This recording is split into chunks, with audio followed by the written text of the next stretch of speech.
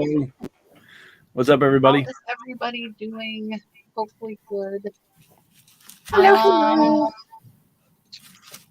Here, we've got a question, so we're gonna go ahead and answer that. I will tell you guys, I am having some technical difficulty. I am having trouble hearing. Luckily, everybody can hear me, but I can barely hear them. So we are going. Why is Kayla saying wrong spotty? Yeah, I feel like, am I in the wrong spot? Or should I be over? Am I in the wrong spot? I feel like you and I are usually flopped. Should I be there? Yeah, no. There we go. That looks right. I don't feel like that's the right spot. I'm just all out of whack. No, yeah, that's so the right spot. I'm really out of whack because I can't hear anything. So I will probably interrupt worse than normal because I can't hear anything. Hopefully Brad will bring me something to hear. I hope. So I might go out and come back in. But thank you everybody for joining. We already have 64 in the chat. I appreciate everybody coming out and hanging out with us. I have my good friend Dale, who is Flippin Fiasco. She has recently changed her YouTube channel name. I love the new name. And then I have got my friends below me, Joe, Philly Picker, and Vinny. So I'm going to go ahead and make them big and let them introduce themselves and hopefully work on my technical difficulties. Joe, I'm going to put you first. Okay.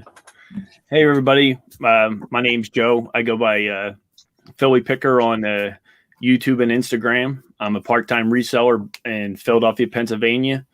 And I started my YouTube channel about 1.5 years ago. And I'm happy to be here. Thanks for having me, Kat. Hello, everyone. My name is Vinny. I've been on YouTube since 2013. So what does that mean? Like 8 years now, it'll be in July. I do live sales. I also make content here. I post a lot on Instagram. And I just love being with everyone and just getting to know each other. And Kat, thank you also for having me on tonight.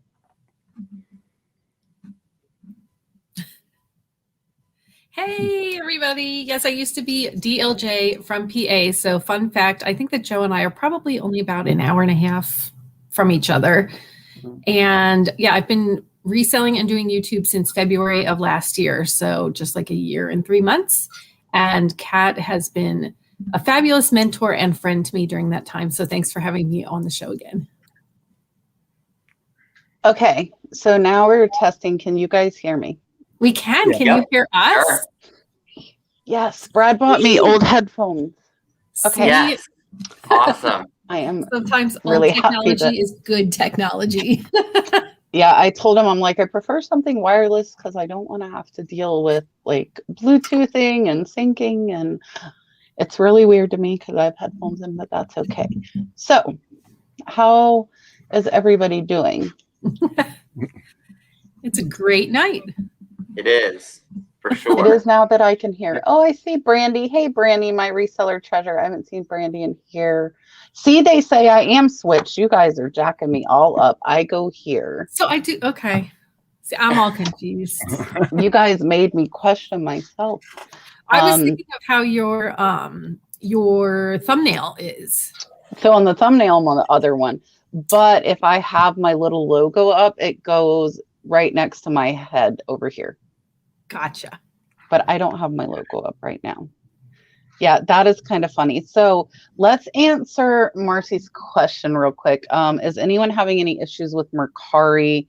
I don't know if anyone is. I have not been having any issues with the Mercari payments. I'm not getting many. I'm only getting probably like 3 to 5 a week.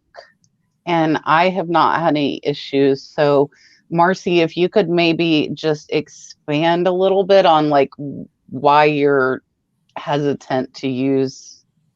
I wonder if she means like maybe the holding of the payments until the item is delivered. Does anybody have any take on what she might mean?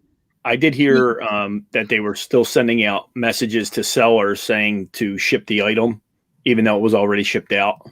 So I don't know if there's a delay in that where it's actually coming up saying that, you shipped the item out already. But I don't do much Mercari sales. I do have a few items listed on there, but I haven't had any problems with it. But I haven't had any sales either recently. Yeah, so Deanna's saying they've been telling me to ship an item or buyer will cancel the order after I ship. I guess I know sometimes I've been having to manually click, like order has been shipped. Are you guys clicking that and then it's still telling you to ship it? I don't know. I haven't sell on Mercari. Yeah, I have some listings on Mercari, but I haven't sold anything on Mercari in probably over a month. Marcy's expanding a little more, so it's not even any of that. It's just having shipped the item without the payment. So my answer to that is every platform now is you have to ship the item without the payment, because with eBay's managed payments, you're not receiving your payment for 3 up to 5 days because it's business days and you skip weekends. Poshmark customary is they hold the funds until the buyer rates you. Facebook is 5 business days after delivery. So the item being shipped without having payment is kind of standard across the board for all of the platforms now, unless somebody is directly PayPaling you. So I would not worry about that. Mercari is the one I've kind of had the least problems with, as far as they will back you if the buyer, like they only have 3 days to return versus, 30 to 60 days on eBay. So yeah. Hello, Vintage and Vinyl. And Johnny's saying he's been getting the payments. I've been getting the payments. Yes. So Athena's saying the customers are paying, but there's like an escrow account, which is the same thing that happens with Poshmark and eBay's managed payment system, is that money's in limbo. The seller doesn't have it. The buyer doesn't have it. They're probably gaining interest on our money. Probably, but yes, they probably are. So now that I can hear, that really messed me up not being able to hear. It's okay, just breathe. You can hear now. It's over. I can even turn it up. Okay. I just turned it up. I can hear even better. Wow. You want me to scream and see if you can hear better too? We won't scream. So if anybody wasn't here last week, Julian is on vacation for, I believe, 5 weeks. This is week 1. This is week 1. Dale is here tonight, and then Dale will be back on June 1st when we have my good friend Jocelyn, Crazy Lamp Lady back, and Misty. So Dale is doing the first and the last guest co-hosting spots. I feel like Ryan Seacrest before he became Ryan and Kelly, when he would always fill in for Regis. She's trying to take your spot, Julian. If you're watching from fishing, that's what she's saying. Watch out. And he's doing better, I presume, because I know he had tests for what's going around right now, and they kept coming back negative or something like that. His COVID was all negative, but he thinks he had it. But he is better. He is better. No, that's good. I'm glad he's better. The answer to that question, Tim, who gets 5 weeks of vacation, takes them all at once, would be a reseller who is a full-time reseller and can take 5 weeks whenever they want it. How about it? Absolutely. I actually have a niece who is, she has her master's in engineering, and she saves all of her vacation to take it all at once. And she goes on these crazy backpacking trips through the wilderness and stuff like that in other countries. Yeah, she's the adventurer. I feel like it'd be so hard to come back to work after a long period like that. My dad took a 2-week hiatus from work, and he just went back yesterday, and he's already hating it. Yeah, I'm off 9 days right now, so I probably am. I don't go back until Sunday. I am probably not going to want to go back. Well, even yeah. So my full-time job, I've been working from home since last March. So even just going to the office is hard now. Yeah, I can imagine. Yeah. Joe, I forget. Oh, sorry, Vinny. Joe, are you full-time? No, I'm part-time. Okay. So I think all of us here tonight are part-time. Yeah. Vinny, you're part-time too? Yeah. I may not seem like it, but yeah, I am. Right. It's full part-time. Let's put it that way, like my other job. Right. Yeah. That's like my reselling as well. Yes, Harry, work sucks. So Donna, I have never went on a vacation. I mean, I have not since I've been reselling like I am. I haven't went on a vacation in probably, I would say 4 years. I was pregnant with Dalton. We have went on 3-day trips, but those are Friday through Monday. They don't affect my store. They don't affect my handling time. And I have not used, have any of you used the time away options on eBay? The last time I went away, I just, I think they still had the vacation, the vacation button that you can click, and I just extended my handling time. I haven't used the new one yet. I heard it's better. I heard that it's better. It's like a time away and that it adjusts your handling time. Yeah. I would still extend my handling time because I would be paranoid. I would still bump my handling up. Oh, look, I get to give a dolphin. Hold on. Oh, yay. Oh, cool. Frank Thanks. is a new member. So thank you, Frank. Let's give you your Good dolphin. job.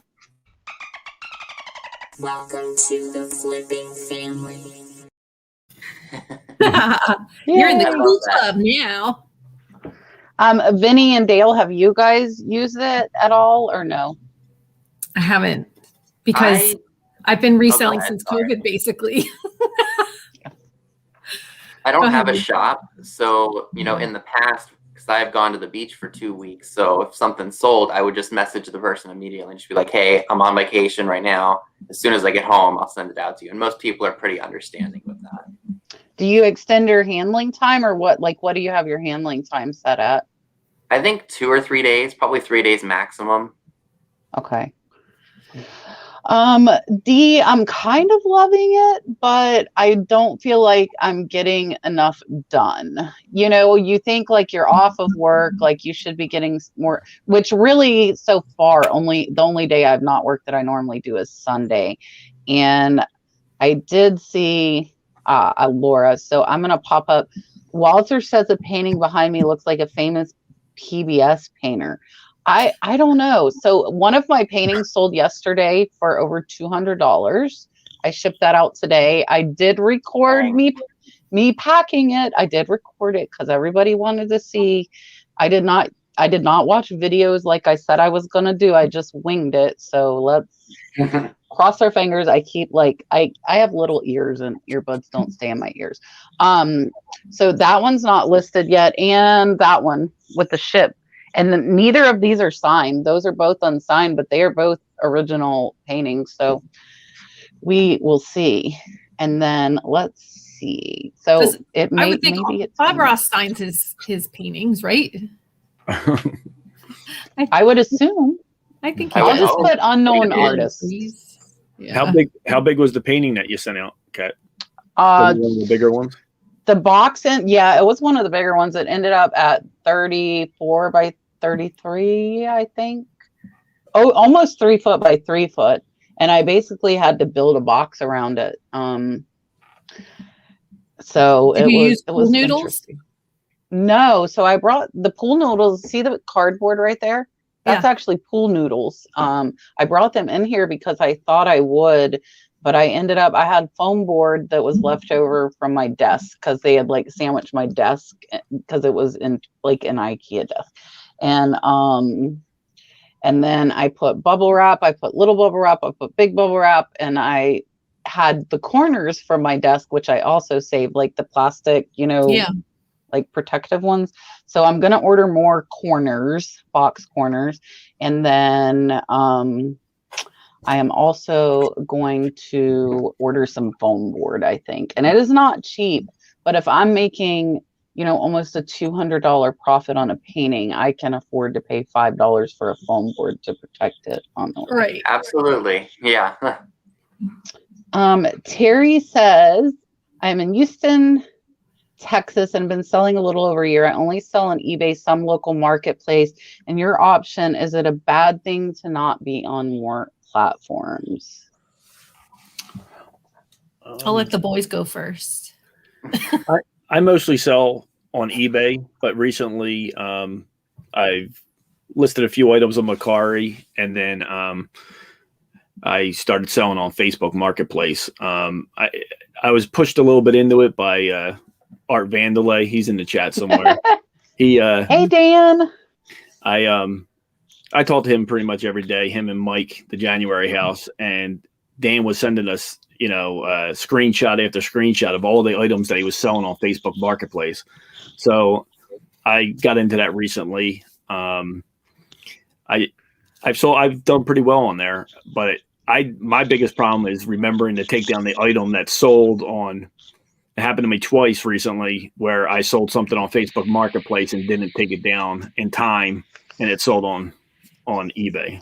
Go figure, right?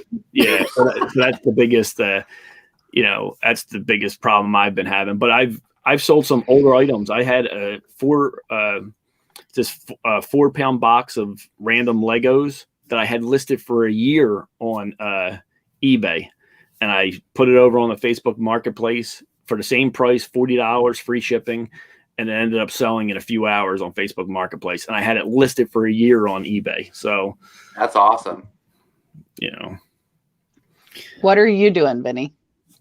Well, I kind of have the advantage of doing the live sales. Like I'll list something on eBay for the longest time and it doesn't sell. And then I'm like, okay, if it doesn't sell here, I can put it in the sale. Either I can offer it up if it's something that's desirable, like fairy lamps right now. If I list one there and it doesn't sell, I can put it there at the live and offer it.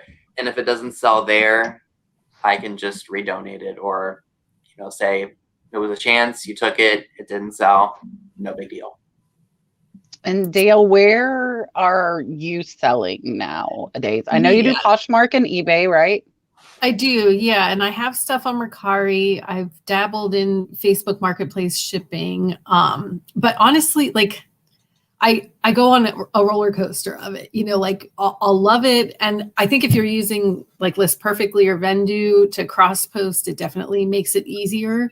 But it is like Joe said, you have to remember to take it down. And I'm really just not that interested anymore. So I've been focusing my efforts on eBay now. So if you guys watch my videos, and I see Gibby's girl saying Facebook Marketplace is killing it for them, I would agree with that. I had more go out from other platforms today than went out on eBay.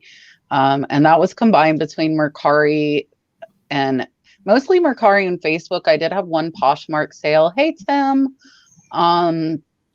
But my big thing is if you're counting on that income, I feel like if you put all your eggs in one basket, i.e. eBay, and you get slapped on the wrist for something you weren't aware of, you're going to be in trouble if you're expecting that money. So I feel like I would do 2 platforms to start. So I feel like it could be a bad thing. I think if you've been on there a year, you should have, somewhat mastered how eBay's working. I would say my definite second best selling platform is going to be Facebook shipping. It's going to be Facebook Marketplace right now.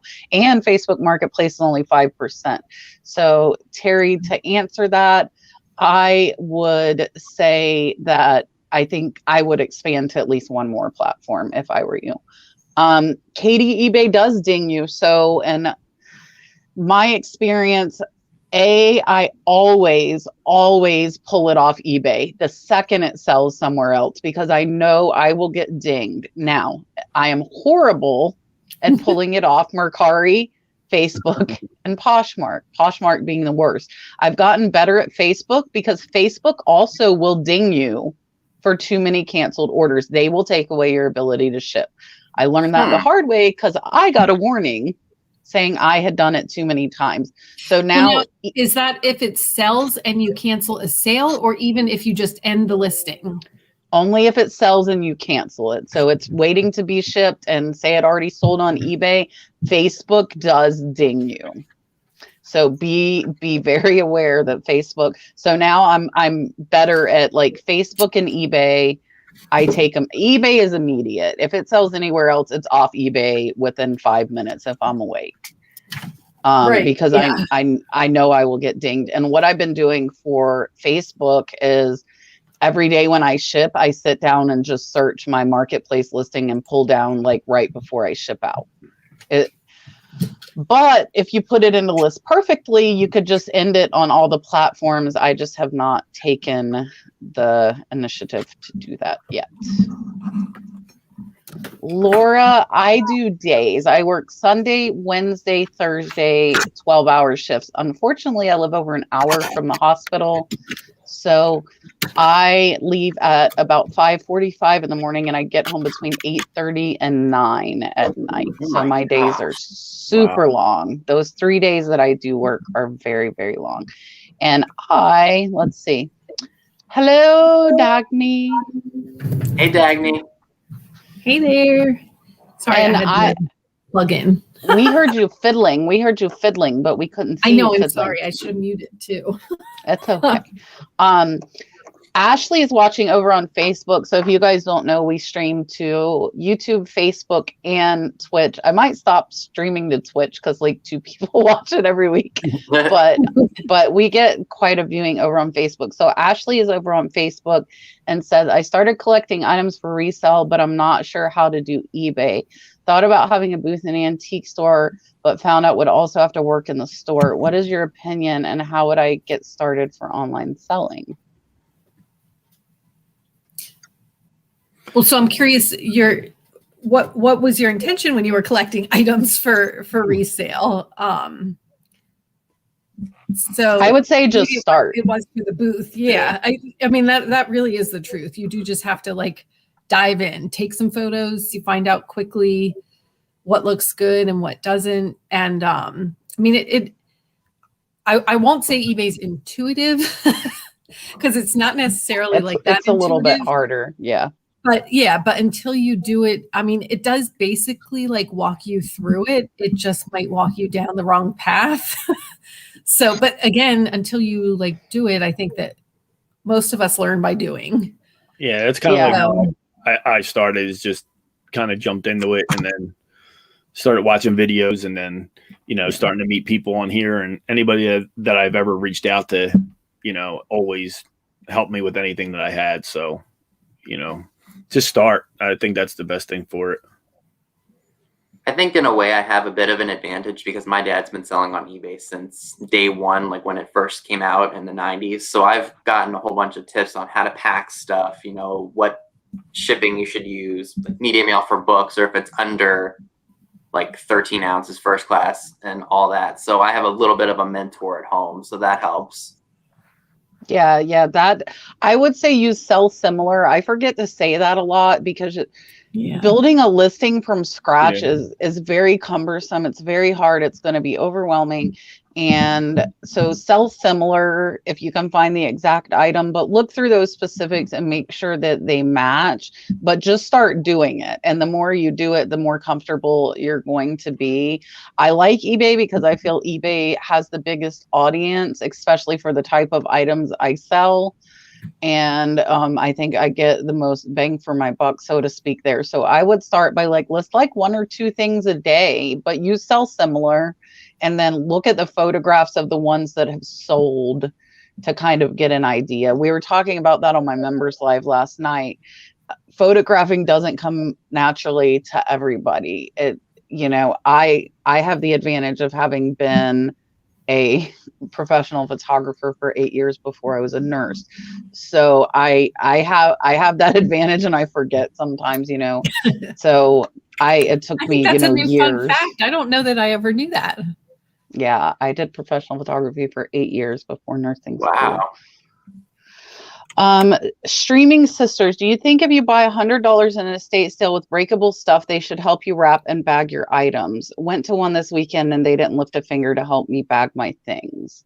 What is you guys' thoughts on that? And then I will give mine. That's poor customer service, in my opinion. I mean, you bought all that stuff from them. They should at least have the courtesy to wrap your items up and make sure that you get everything home safely. Yeah, I don't buy too many breakables, but I do see at some estate sales that I have gone to where, the people running it will help you out packing it or taking it out to your car if you need help. So, Dale, you bought from a few auctions, so Well, from auctions, yeah, and the ones that I've been to, they do usually have it pretty organized, that they already have your stuff grouped so that they're not going here, there, and wherever to find your stuff. And then I've done a few through Max Sold, which was actually like held at the house. You're going to the house and picking up the things, and there it was really like I had bought stuff off of a bookshelf. Like I got the top of the bookshelf, and literally then I was going to the top of the bookshelf and bagging up my things. So like there, I really had to be prepared. But I think that they do warn you too, to like bring boxes, bring packing supplies. So you were sort of prepared. So sometimes you need to make sure that you're reading the fine print on your, depending on which estate thing you're going through. Right. And I will say I've spent well over $1,000, sometimes 2,000, and they do not help me. And I do not expect them to. So I'm going to go against most of what the chat is saying and say what Dale says. Most of them will tell you bring your own packing supplies, i.e. that means you're packing your stuff. You're getting these big lots a lot of times for super cheap. There might be 3 people running this estate sale or 2 people. You have got, maybe 50 customers coming in a 4-hour window. They don't have the time to help me pack. I do not expect them to help me pack. So I'm going to go against what almost everything, I'm seeing the chat, and I agree. You would feel that if you spend $100, you would want them to pack it. If I spend $1,000, I would love for them to pack it. However, I've been doing auctions long enough to know that is not the reality of the auction world, because they're moving people in so fast and out so fast. The problem is, and like Dale said, read the small print, because I got caught the last auction I picked up. I did not bring packing supplies because the 3 auctions prior to that had packed my stuff. They even wrapped it in paper. I about fell over when I picked up the boxes. Each breakable, even in the lots, was individually wrapped and in boxes. So the problem I run into is I bring boxes, prepared to pack it myself, and then they have it in boxes, and then I can't fit it all in my car or truck. Right. Yeah. And I'm like, well, crap.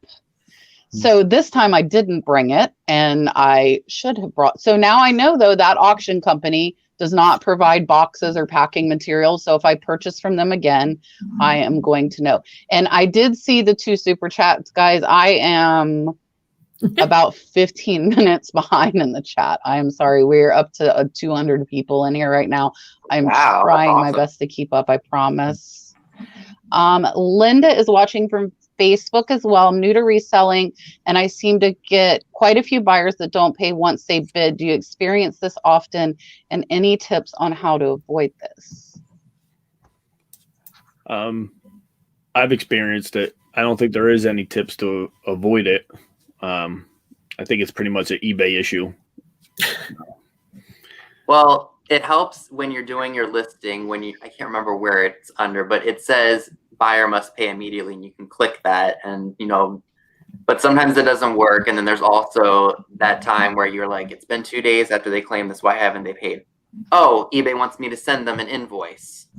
I've had that happen too. And then once they get the invoice, boom, they pay. So I heard they just changed it. I have not researched this for myself, but we were talking about this on my members only live last night, that they changed it from you can't open a non-paying bidder claim in 2 days, it is now 5 days. So eBay is going backwards in their progress of making people pay and giving them 5 days now, is what I was told. You can do like Vinny said, and you can require immediate payment. However, these are the situations that is not going to work. 1, if they make a best offer, that negates the payment immediately. Yeah. 2, if you do an auction, you cannot require immediate payment either. 3, if they want to buy more than 1 item from you, they're not going to be able to bundle the shipping. So those 3 situations, I do not turn on require immediate payment on any of my listings. So what I do, Tommy is saying 5 days you can relist without penalty is the change. Thank you for clarifying that for me, Tommy. I appreciate that. So for me, I block bidders. You can block bidders by criteria, and I have bidders blocked that have more than 2 non-paid items in the last 12 months. So I think that helps weed some people out.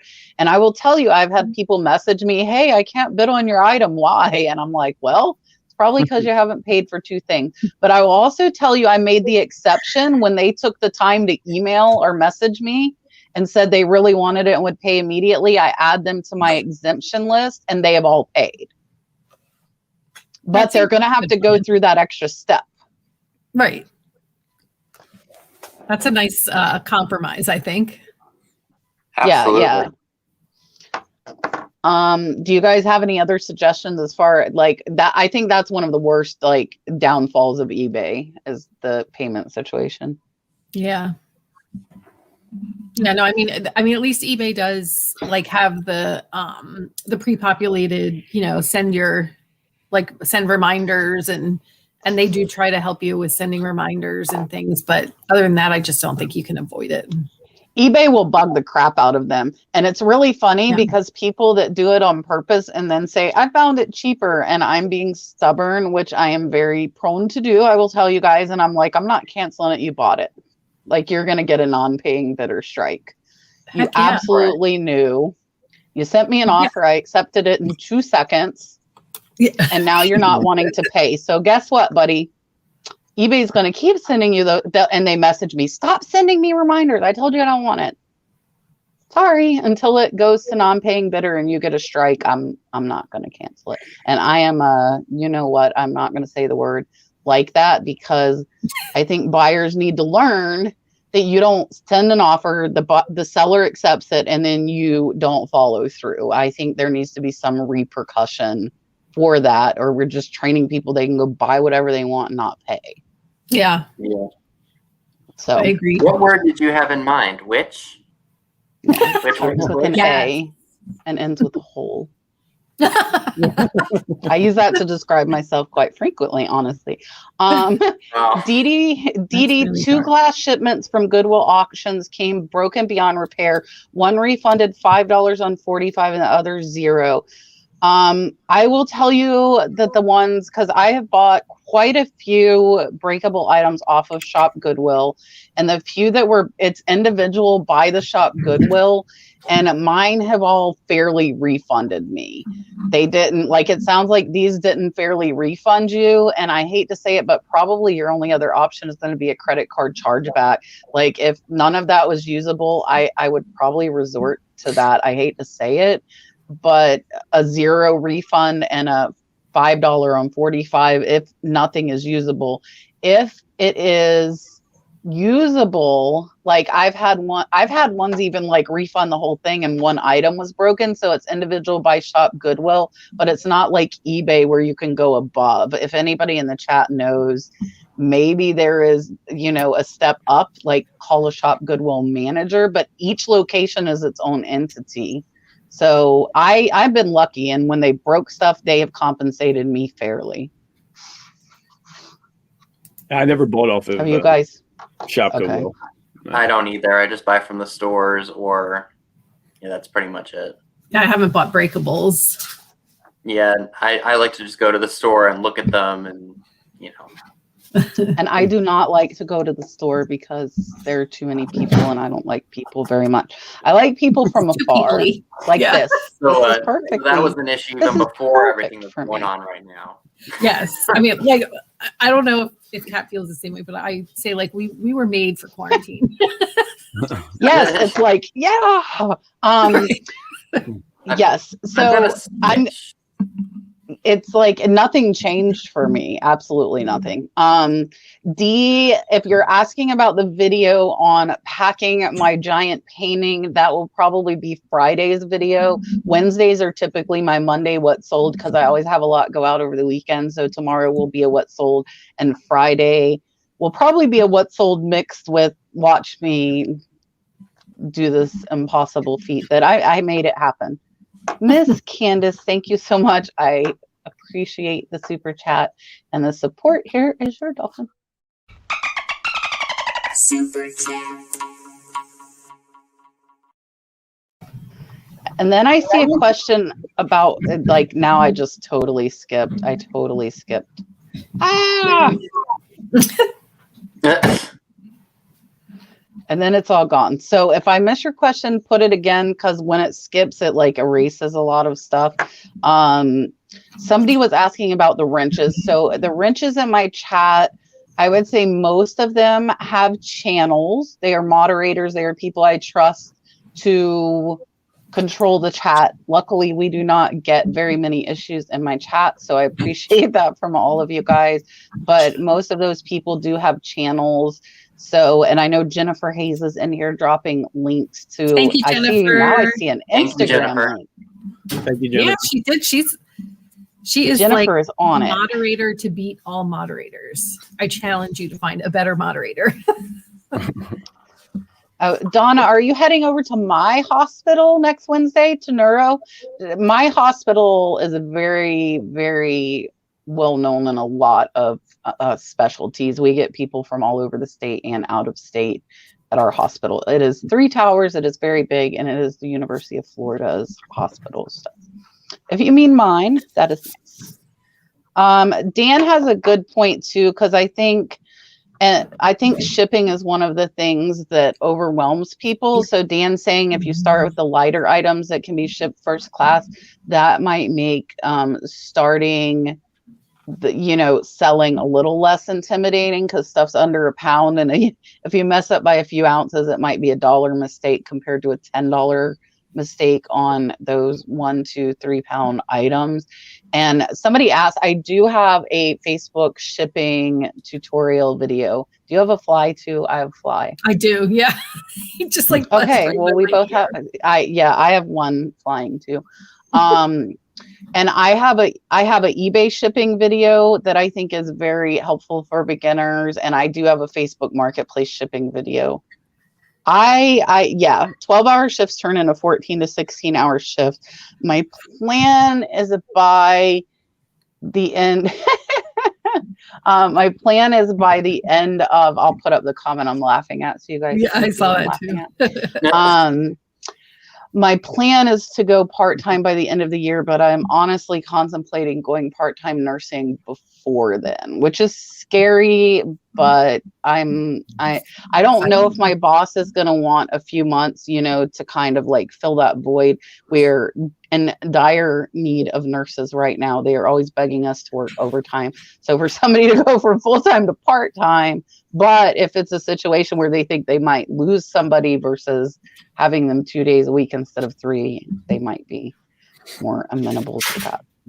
That's how I'm feeling with mine too. Like, I'm basically full part-time at Marshall's, and during the pandemic, I said to myself, okay, I don't miss the credit card applications. I don't miss dealing with people all day and everything. And I said, maybe once the pandemic's over, I will just go ahead and do Monday, Tuesday, Wednesday, and then focus on all this stuff for 4 days or 5 days.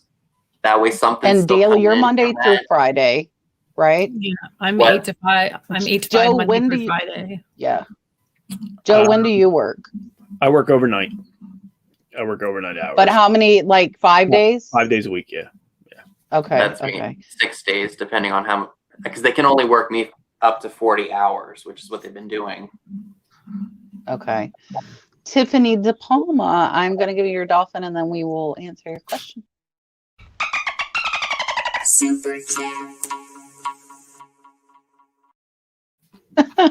I see another one for Bren getting a dolphin, so I am going to give Bren her dolphin for sure. As far as the best way to ship stuff, I will say I 9 times out of 10 use eBay, like to print my labels on, because you get a discount when you print your labels from eBay. And I also 9 times out of 10 use USPS, because you get the free priority boxes. So you're getting free supplies. You can order those off of USPS.com, except for big things. Like my painting today went FedEx. I sent a big chair yesterday, that went FedEx. So your bigger stuff is most likely going to go FedEx or UPS. But I would say USPS to get the free shipping supplies, and print your labels from eBay to get the discount. Do you guys have any other shipping tips? To be honest, I learned. I feel like I learned something new with shipping every week. It's just something that just comes with time. I was going to say it's a trial by fire, right? Like the couple times that you burn yourself because you don't list something right, or like everybody who's followed me for any amount of time knows about my cotton candy machine that went to Hawaii. Oh my gosh. Yeah, and then they said it didn't work. And then they said it didn't work. Oh. So and it was new, and for whatever reason, I put $9.99 flat shipping on it, and then it ended up selling to Hawaii. It cost me $50 to ship it, and then they claimed that it was broken when they got it, and I had to refund them. I was like, I remember that. That was when you were first starting. I remember she messaged me, and she's like, "What do I do?" I'm like, well. Sometimes you gotta pay to learn, guys, and it hurts sometimes. That was my crash course. Because I do live sales, I can't use shipping or go through eBay through the shipping. So what I do is, and Katie, Vintage and Vinyl just mentioned it, Pirate Ship. You get the same discounts through Pirate Ship that you would through eBay with the USPS. Yeah, so definitely get an account there if you're shipping stuff outside of a platform. Yeah, and it is free. Pirate Ship is free, guys. You don't have to pay for anything. Yep. Yeah, anything that Vinny, are you selling on YouTube auctions? Is that what you're doing? Yeah, YouTube auctions is a fancier way of putting it. We just call them live sales. Right. Yeah. So I will tell you that is a whole other job in itself. It is, because then you're keeping track of it yourself and chasing down payments yourself, right? I'm fortunate enough to have my parents keep track for me, so they write it down for me, and then maybe a day or two after, I will go ahead and send the invoices out.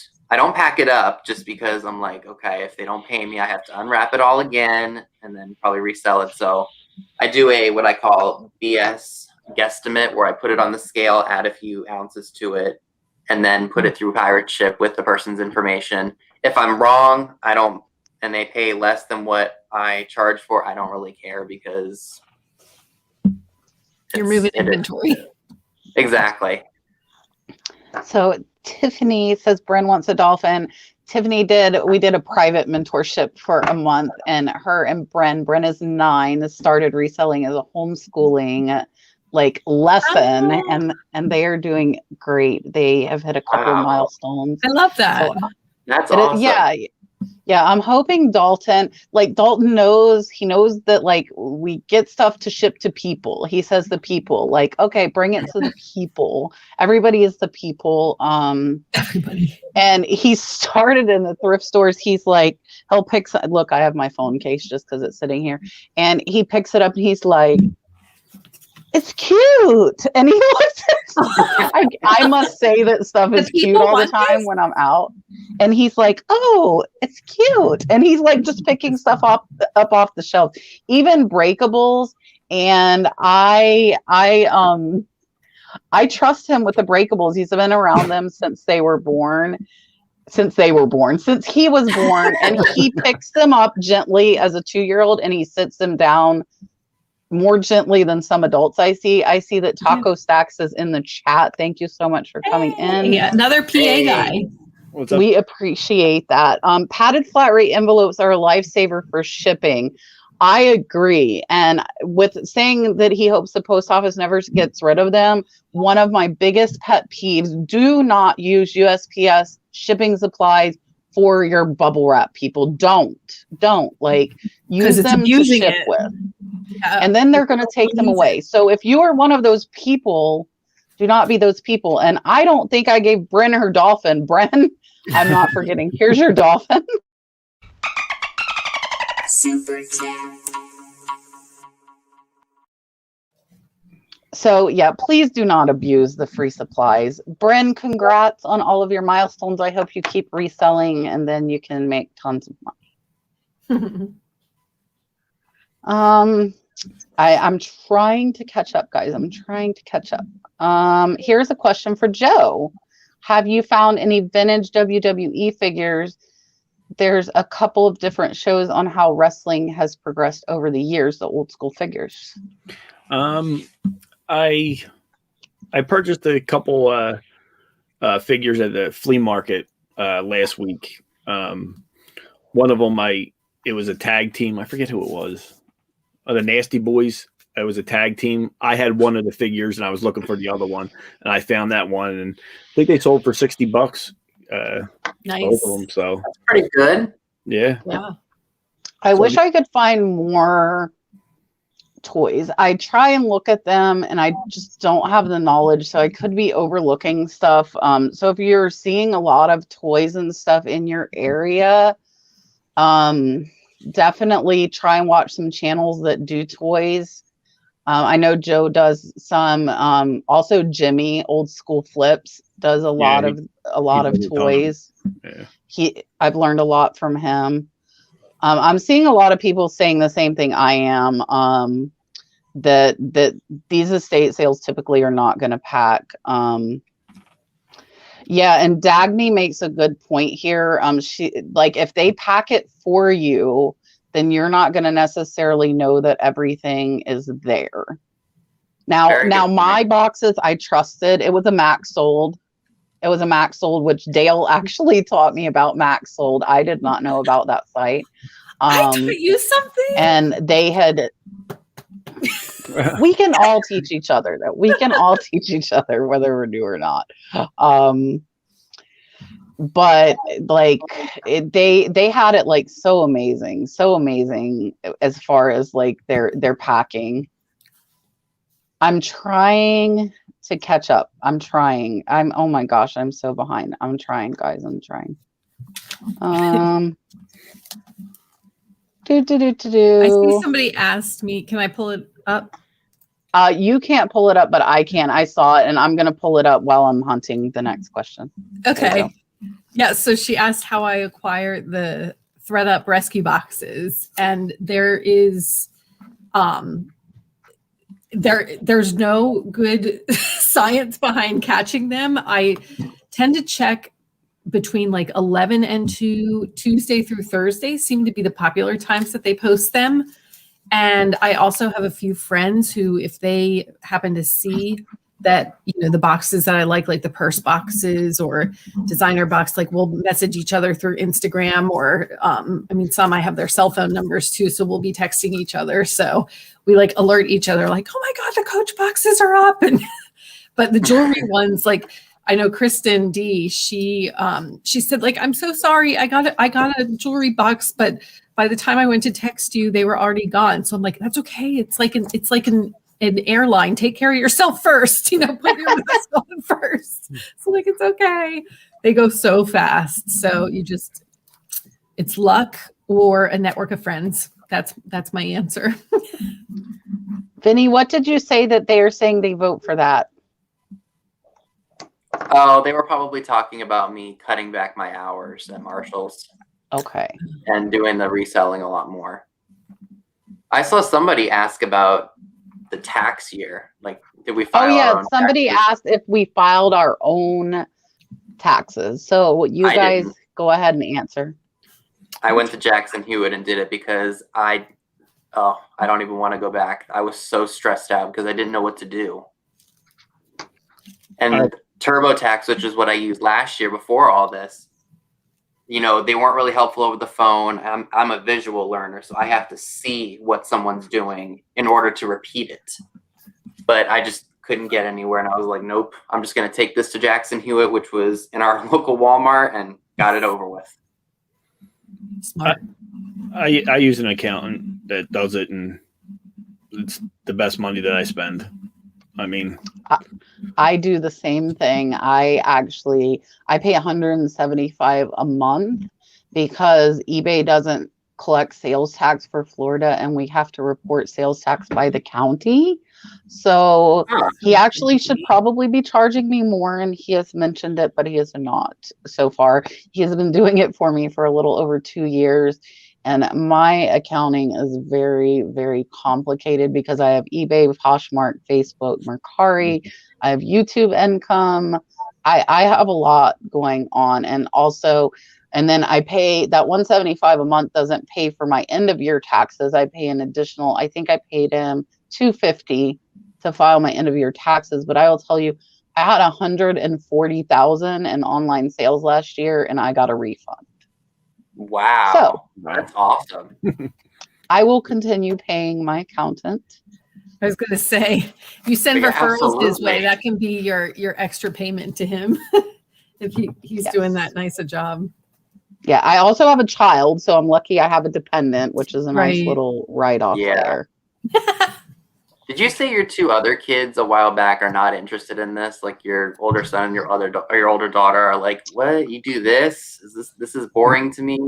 They do not want anything to do with it, and we can see what Dale says too. She has teenagers as well. So my 19-year-old works at Tractor Supply, the cashier. She's very smart. She's a workaholic like me, going to college. So she did get that kind of work ethic and over work ethic, which is not, I don't think always a good thing. I am 110% a workaholic. I am like just good.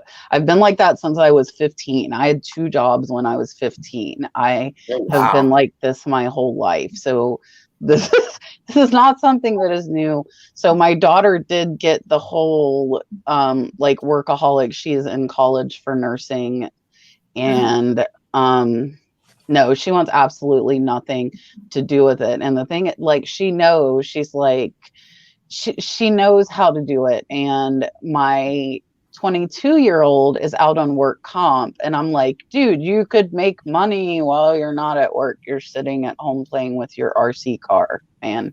And guess what? I even told him, that shed over there, I've made my money on. Whatever you want. You can take whatever you want for free and list it. And he did nothing with it. So unfortunately, you cannot make your children behave. And it's weird for me because my son is 22 and Vinny is not that far from my son's age. Nope. And I see all these young people on YouTube that are reselling, and I'm like, man, why do my kids not have this drive and like want to do this? You know, I don't think you can make someone a reseller. I think you're either a reseller or you're not a reseller. That's how I feel. Well, I grew up around it. I watched my dad take photos, and I watched him ship things and get payments in the mail way back in the day. I like calling this a hobby and saying, okay, it's a hobby where I spend to make it rather than being like a gamer like my brother is. And you have to spend money on that. And Right. you're not making money. You don't make anything back. It's money down the drain. Yeah, Was it your father's full-time job? Like that was how he made his money entirely? No, he did at the time worked for Hewlett Packard for years. And then because he collected gumball charms and things like that, and Pez dispensers he was really into, which were a popular thing in the 90s and into the 2000s. That was just something fun for him to do because he would trade and he would sell other things, and then that market tanked. And then I've been a flea marketer and a junker my whole life, so doing this is not abnormal to me. Yeah, I have a 13-year-old son, an 11-year-old son, and a 2-year-old daughter, and all 3 of them like to help me out. They help me with the shipping. They help me with packing. They like going with me to different, either flea markets or estate sales and stuff like that. They usually end up getting something for themselves. So I think that was me too. More of a That was me, motivation, yep. to do it. But they do help me with the packing, and they make sure everything's, packed right, and they like taping up the boxes and things like that. So I don't know, maybe train them while they're young. Yeah, maybe one day they'll eventually get into reselling, but yeah, right. My daughters are 17 and 19, and my 17-year-old hasn't shown much of an interest, but my older daughter, she likes going to Plato's Closet and like finding the good brands, and she's tried like selling through Instagram. She hasn't like started eBay or Poshmark or anything, and she actually just recently gave me a whole bag of stuff. Like, I was just going to donate this back. Like, do you want to take it? Like, they're good brands. So she, has a little bit, but she's so busy. She's an aerospace engineer major at RIT, and she's also doing, she's a tour guide on campus, and she's a teacher's assistant, and she's on the soccer team. So she's got like no time to mess around, really. Yeah, that was my daughter too, playing volleyball and just doing all the extracurriculars. She would do the same though. She would like give away or donate her clothes, but she would pull out the higher brand ones and be like, "Here, mom, these will probably sell good." So she does, like, it's there in her head. My 22-year-old son, I don't know what to do with him, but it's okay. Denise says, I have a problem when I purchase items for eBay. Sometimes I decide to keep them for myself. How do you avoid this happening, buying stuff you don't like or need? Well, for me, I try when I'm either out for, the live sales or I buy stuff for eBay. For the live sales, I try to keep people in mind, like who've bought from me before, and say, oh, they really like this, or, it's tough sometimes because you're like, oh, I really like this, but then I go through cycles where I really like it, I hold on to it for a while, I rediscover it months later, and I'm like, oh, that was neat, but I'm ready to give it a new home. Like, I was going to say, I know in the vintage world, like there's so many cool things out there, but you can't keep them all. Texas Gal Treasures calls that catch and release. She does a lot of jewelry, and she'll be like, "Ooh, this is pretty. I think this is a catch and release." So she'll hold on to it for a little while. Part-time hoarding, basically. Yeah, part-time hoarding for a full-time gig. Yeah, that's why I end up doing. If I find something that I like, I'll keep it for a little bit, and then eventually I'll sell it. You hope it goes up in value, right? Yeah. That too. That's what kind of like got me into reselling is sneakers. I was always into sneakers, and that's what I would do with my sneakers. I would buy them, wear them. Some of them I would wear, and then eventually resell them, and almost for the same price that you would buy them new for, if not a little bit higher. So that's what got me into it, and I do that with other things too. So I'm the opposite of everybody, and I sell almost everything. I have to make myself keep something. So Brad, my husband, knows that like if I pick something up, whether it's our size or we could use it, if it sells for like over $20 on eBay, he's not keeping it. He's like, I know I'm not going to keep that. So I'm actually the opposite. Like I see the dollar signs of that, and now, like here in the shed, if you look, I have the shelf. Whoa, where is it? Darn it. There. So I'm in here working a lot. So the items that I really like, I display on that shelf so I can look at them. And what makes me feel a little bit better is that I price them high. So if they take a little longer to sell and I can look at them, then that's okay. So that's what I do. So I would maybe like, you could do that. Or, I mean, if you really need it, then get it for cheap. You're saving yourself money. If it's something you need, if it's something you want, then I would say, especially with a collectible, like put it where you can admire it until it sells. Right. And put the higher price on it. And if you want to price it higher, you're willing to part with it for this amount. Right. That's what I did with something I just got. It was like some funky crab wall pocket that I liked, but I mean, I didn't want to be sitting on it for $45. So I mean, last month was over $600. I'm like, okay, let me list it for a little bit higher because it's the only one on there right now, and we'll see what happens. We'll see who. I got a message, and I don't remember who messaged me, but they're like, that price high because you like something. I did it, and it sold the next day. And I'm like, well, that's awesome. They priced it high. They got their money. D is asking about hearing later about UPS and FedEx. So with eBay, your UPS, your FedEx, and your international shipments are not charged until they're delivered. I have heard of some outlandish FedEx prices, like above what they quoted. I would say make sure that you do your measurements properly, do your weight properly, have a good scale to minimize that happening. But I've talked to several people that have fought that overcharge. You can fight that if they charge you more. Like take a picture of the box if it's something really big or you feel like you might get it. But just remember that those three charges, UPS, FedEx, and international, are not going to be charged when you ship it out. They're going to be charged when it's delivered. Do you guys have any other like comments on that? I've heard of the same thing, like with the charges coming later on, but I never experienced it. I don't really ship out FedEx or. I don't either. I rarely, like the big painting, my really big stuff, but I mean, it's, it might be like 2 items a week. I would love to do more because most of my bigger items are bigger money items, but not very often. Liz, explain the advantage of pirate ship. So I'll tell you from my perspective using eBay, and then I think maybe Vinny, since Vinny's using it a lot for his sales. For me, I do it for heavy, smaller items. So if it's like a 6x6 or 8x8 box that weighs 2 to 5 pounds, Pirate Ship does cubic shipping, and they do it by the dimensions versus the weight. So a lot of times if it's small and heavy, it will be cheaper to do on Pirate Ship. I know Tommy is in here. Tommy uses Pirate Ship, I believe, for everything on eBay. I just find it easier to do mass printing of labels directly from eBay. I'm just being lazy there.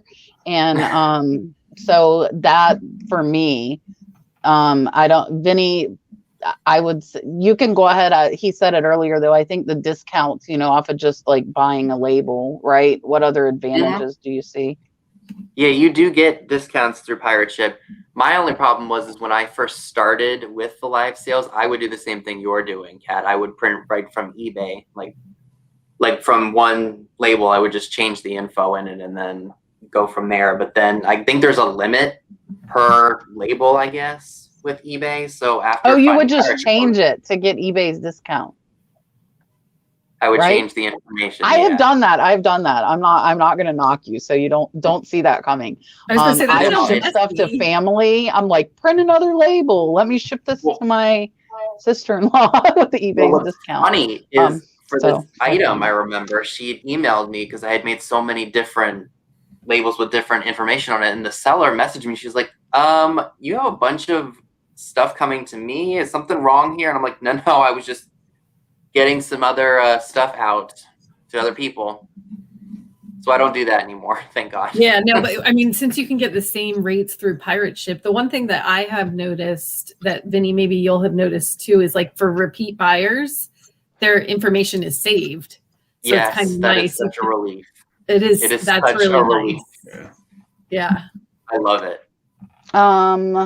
Daithine says eBay always wants more item specifics. Do you fill all of them? Some you don't know what to put, like character and type of fabric when you put cotton or whatever. I will answer this first real quick. I only put the required, and I recommend selling as similar. And hopefully, like if you pay attention to people's listings, you can find people that are very, very methodical and do it. And then if you have the exact same item, they already did it all for you.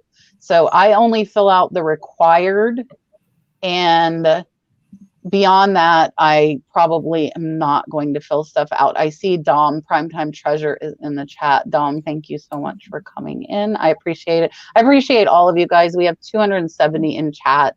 I cannot take the time to say hi to everybody individually, or we would, I'm already 15 minutes behind in the chat.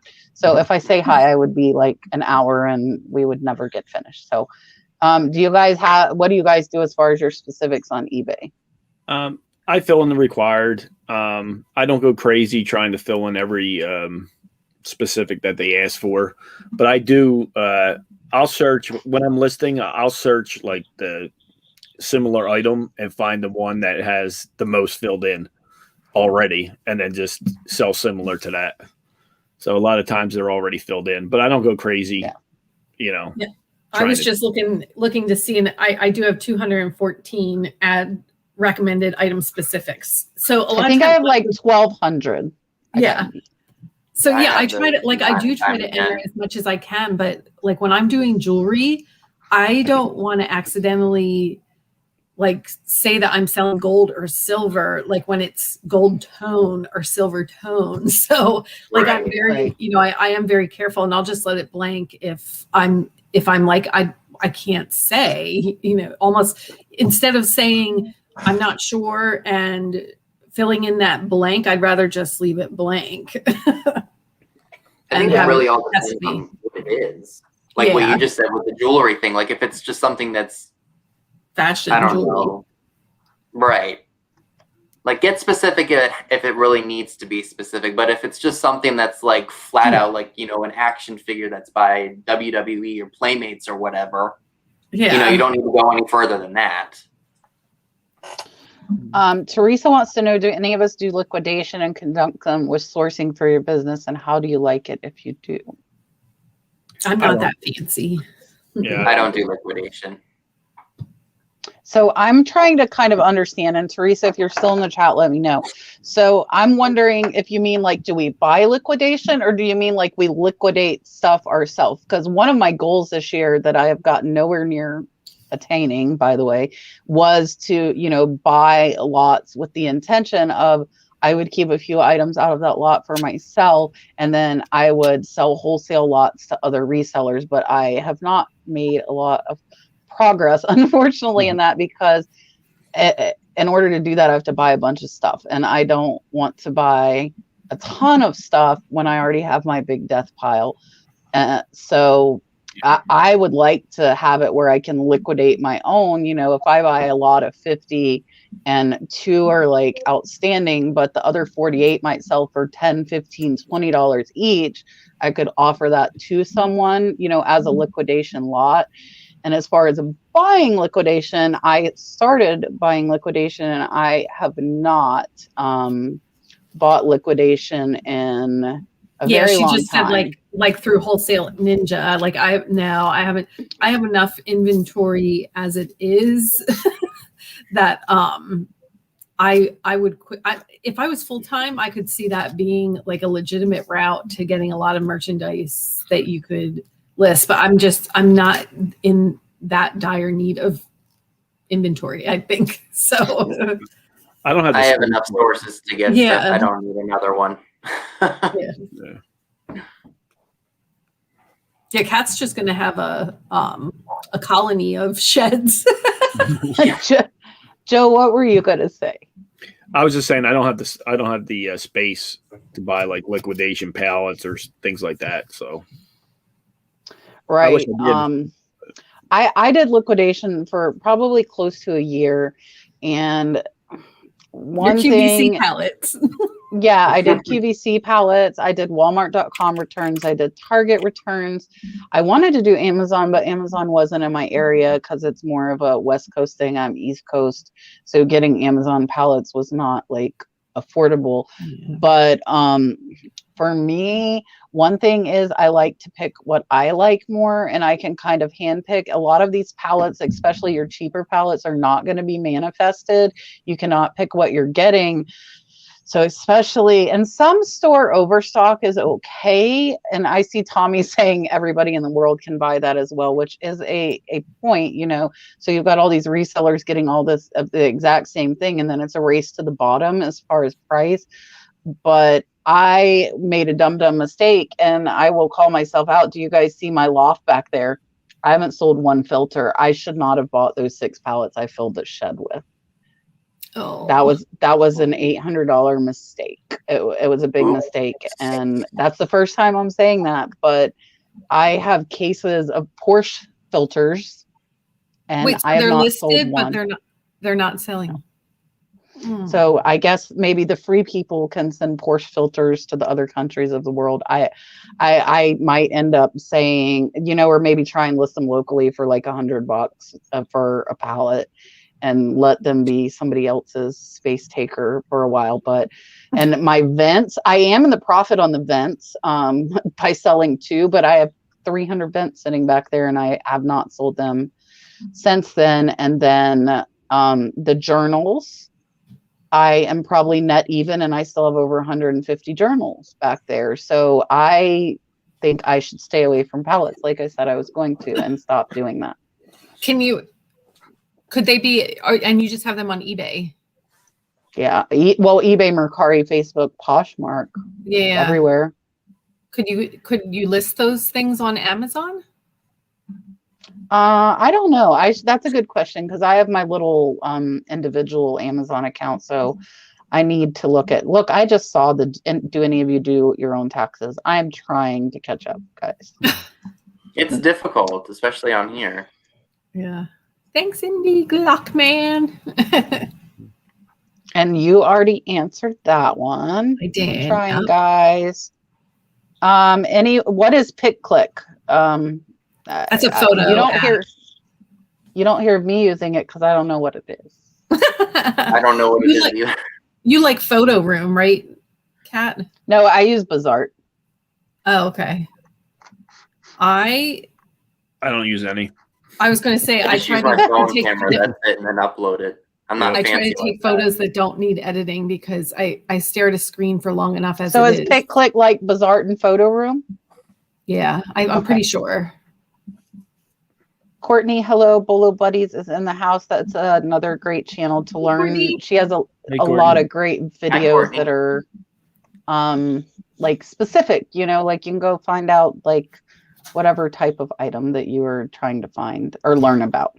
Somebody said what journal, and I have a journal. I have one because I use it. Look, I am using mine. So I have these journals. I have them on my big cartel store. I think I lowered it to 15, but they come with like really nice pens, and there's like 2 journals inside. I'm not going to show this, but I use it like I'm behaving. This is like my whiteboard, y'all. I'm putting how many listings?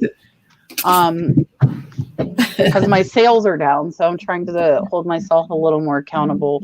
But it's also in my eBay store, and I bought like 250 of them because I thought everybody would love them. And the people that have got them do love them, but 250 people did not want to love them, so they're taking up a lot of space. I did use mine when I did the Epic Listing Challenge a few weeks ago. That was, but I love journals. I'm not good about them though. I'll use them in spurts. So that's why yours was actually perfect. It wasn't a dated journal. So yeah, it's just like it's got dots and then it's got blank pages. So like people that like to make charts, it's really good for charts. Kayla, I have got messages like that. So Kayla's saying someone's said they stole their term fully functional and clean because that's, just a trademark term. Some people, if you pay attention, will put stuff in the item specifics. Have you guys seen this to stop you from selling it similar? Like they'll have something ridiculous in one of the specifics. So you have to make sure you remove it. Have you guys seen that? No, I haven't. No. I probably used it. Yeah, I use it. I still use it. I just clear selected, but they put like their username or something ridiculous in like a modified item description. And yeah, to try and stop you from doing that. Like, I don't care. It's funny. It's so funny. My members show last night, because I do eBay store reviews, and I was doing one. I'm like, hey, I just sold that vase. And I like pulled it up and I'm like, hey, I think that's the price I sold mine for. So I went and pulled mine up and sold it, and she had it to the penny what mine was. And I don't care. I don't care. Mine's sold. You didn't have Copy my listing. Right. I don't have another one. Do whatever you want with it. So that was kind of funny. That's kind of petty to me, though. Fully functional and clean is something that you should mention when you're selling in electronic like that. That's ridiculous. I hate people. I do a lot of days as well. And Katie's just asking the same. Yeah, I have gotten messages from people. That was my listing. Da da da da da. Well, guess what? I'm gonna break it to you guys. I hate to say it, but eBay also owns your photos when you post your listing. They are no longer yours. I didn't know that, but oh well. eBay can take your listing. So say you have a listing and you have the photo, and eBay could make that their what is it called? The photo that's the default. What is it called? Somebody help me here. The stock photo? Oh, yeah. Yes. Like a stock photo. eBay could take your photo and make it their stock photo for that item, and that is completely allowed. That's fine. As long as it's a good photo, why not use it? Yeah, I don't. Can you just put my logo, like my name in the corner? Yeah, to put my make it eBay graphic? username in the... So everybody will come to my store and see it. Yeah. I'm starting to catch up. I promise. Like Katie's saying, we do tons of store liquidations, but they're extra costs like storage, place to sort, extra helpers, whole time. And like a lot of it also is like it could be broke. And the thing I found, and it sucked because the Home Depot and Lowe's pallets, you would get these really high-end like lights and fans. And I would sell them. I would go through and check them. And then the people get them and they go to put them up, and this little nut or bolt that they need to put that on their ceiling is missing. Go buy a replacement. Yeah, but I'm selling it as everything there. So I understand them being pissed off. And that's one of the reasons I stopped doing pallets, because like with all these parts and pieces, you can try to check them as good as you want, but like you're not installing every ceiling fan to make sure the stupid thing works. Right? Like it's just, yeah. So that's another reason. And like Chris is saying, liquidation isn't for him. I like picking what I like. Whether that's online auctions, which is the way that I get most of my items, or if it is in person. And that way I'm buying stuff that I like. Roman Land Thrift and Resale, welcome. I don't think I've seen you in here before. What is what? What is what, Danny? What is what? What is Danny asking me?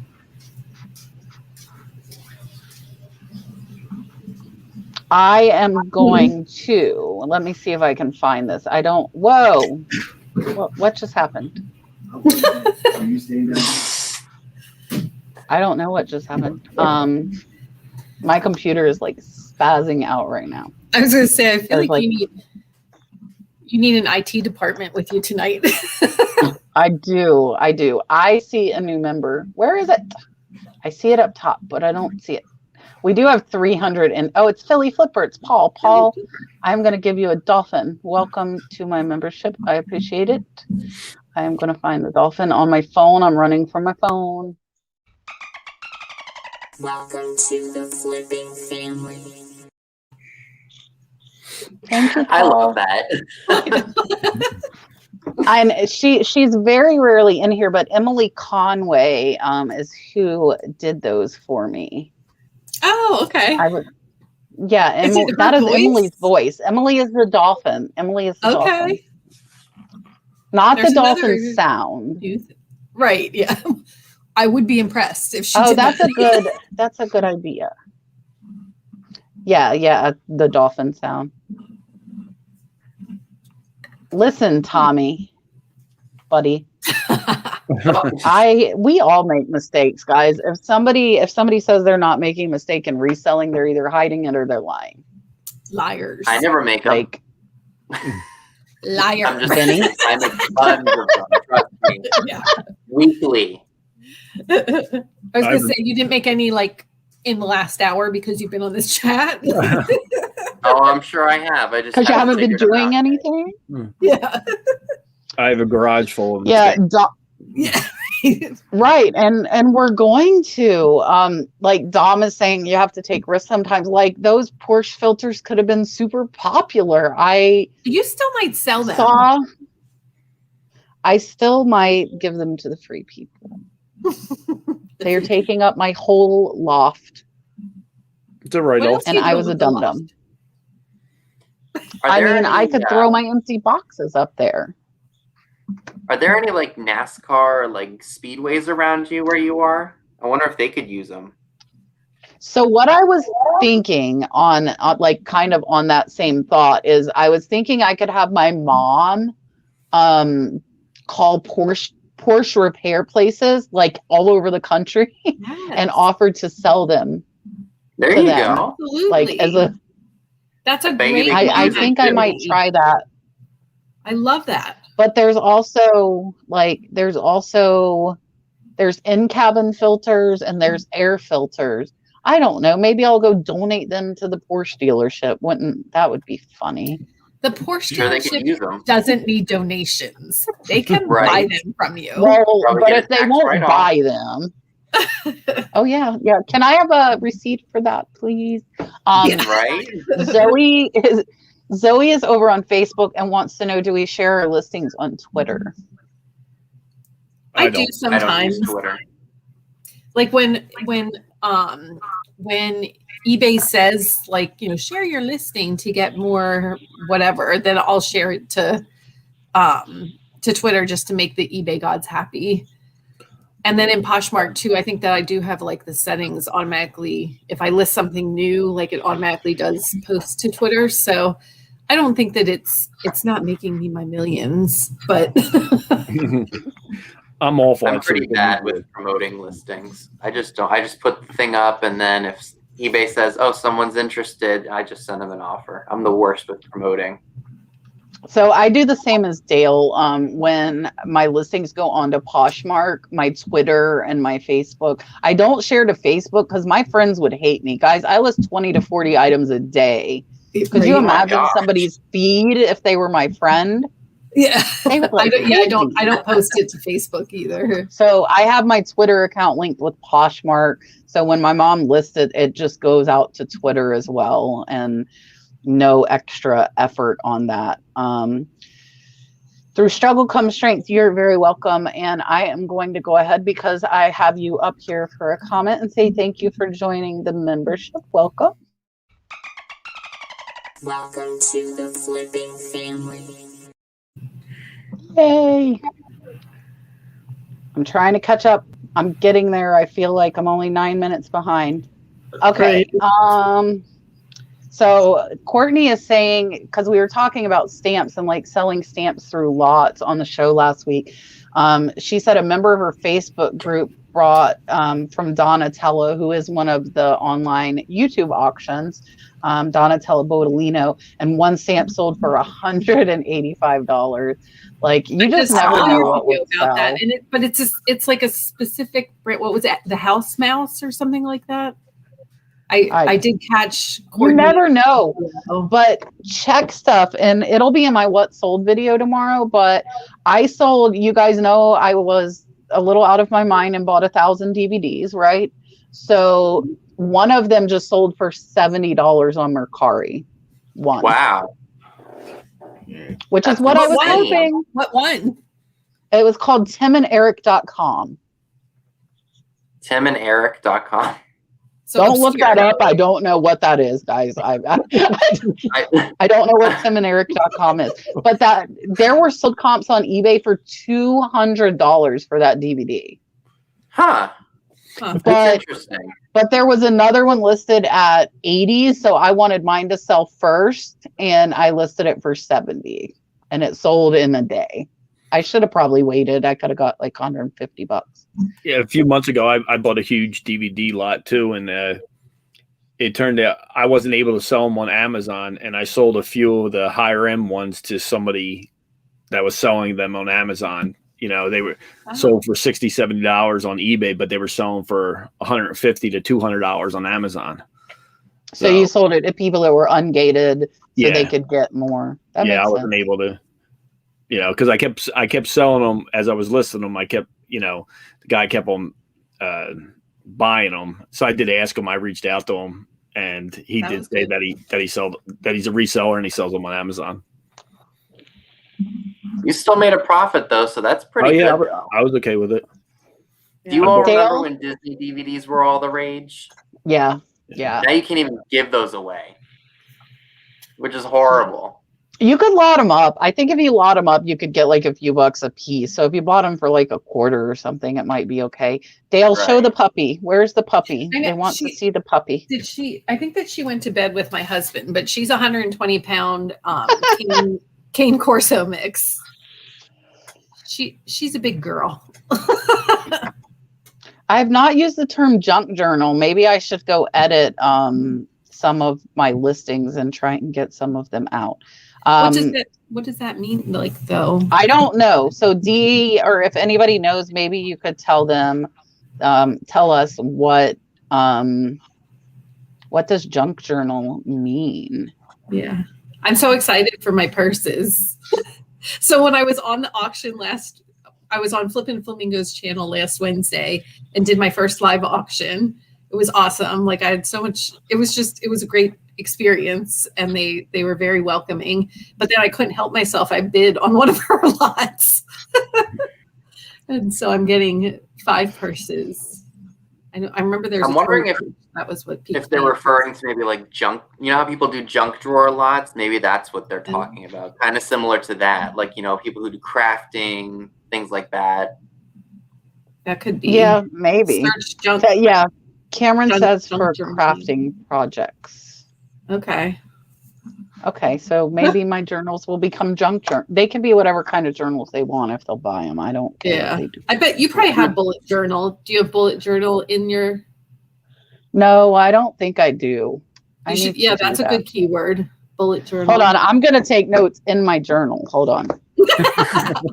Take a note in your journal to call it a bullet journal. Bullet journal, junk journal. We're gonna I wonder, would you make new, because I have so many, would you make like a second listing with just more keywords instead of changing my title? Because obviously I have plenty. Or would you just edit the title that I have? Well, you could like pit them against each other, like an A/B test.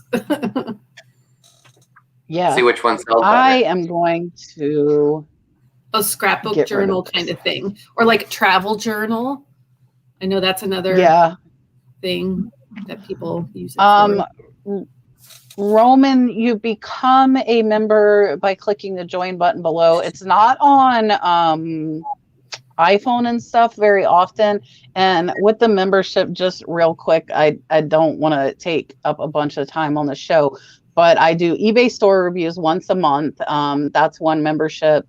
And that was last night we did that. And I know several people have said they're seeing like 20 to 30% increase in sales, like after I've done reviews, which is awesome for me because I want to help people. That's what it's for. And then I do a sourcing one, which is fun for me as well, because I go find you stuff to buy. I put your zip code in my auction site, and live, I go find you stuff to bid on and your area that you could go pick up. And then the other one, I have not been being good. I know Candace was in here earlier. The highest level, I go live when I'm shipping, which there is some inappropriate language possibly because I am not as filtered as I am right now. And on my pre-records, some of you have seen me on other channels. I will tell you guys, I have a mouth that is trained to, I can speak appropriately when I need to, obviously, but if I'm just being me, I am like a sailor. I will not lie. I have a mouth. I'll join that club. I have a pretty bad mouth. Yeah. It happens. Yeah. So here's the thing, and this is funny. So for me, because I have the baby, I don't itemize. I'm not in a situation where itemizing would be more beneficial to me because the standard deduction with having a child is more of a write-off. So for me, it doesn't matter to me if I have a write-off for donations. So like I give my stuff to my free people, as I call them, and I'm not getting a receipt for that. That was a very bad sound. That was me. but I offered somebody, I was trying, the New Year's Eve spectacular with Kat and Kayla. Kayla, we will do that again on New Year's Eve. We will drink and act like idiots on YouTube one time a year, guys. New Year's Eve. That show is still up. I did not take it down. That live is still up. I will not take it down. And you get to see a whole different side. But I offered someone what I felt was a fair price. It was a room full of collectibles. It was not like I offered them, I want to say like $1,000 or $2,000. It was and they told me no, because they would get more of a receipt for donating these collectibles. They turned me down and said they would rather have the tax write-off. Candace was chasing a lizard. Candace, you did hear your name, because I think you're the only one that's come in when I've been live shipping and seen the ridiculousness between me and my husband and the baby while we were trying to pack 40 boxes on a Monday. And unfortunately, listen, Kayla. And guys, coming up, it is in a month now, Kayla and I will be roomies at the Reseller rally in Cincinnati. Kayla and I have rented a loft close to the river, so we can walk from the boat back to our room. So No DD yeah, needed. I don't know if we have any plans to do. Yeah, no, we're gonna have that, but I feel like they must be in a different tax I am bracket trying. if it's more beneficial to them to have that kind of yeah. And these tax were rate. really high value collectibles, so whatever. And then I'm like, I want to tell them, like, okay, tell me what thrift store you donate them to, Right? right? Like, I'll meet you at the back. Right. what are we talking about? You could take eBay items that are similar, pin one and not the other. Like Pinterest, is that what we're talking about? Oh, I wonder. I'll look. I did see yeah, Anita, Aqua it's Girls. definite. Aqua Girls said just where check is out your journals. That would make a nice Amazon bundle.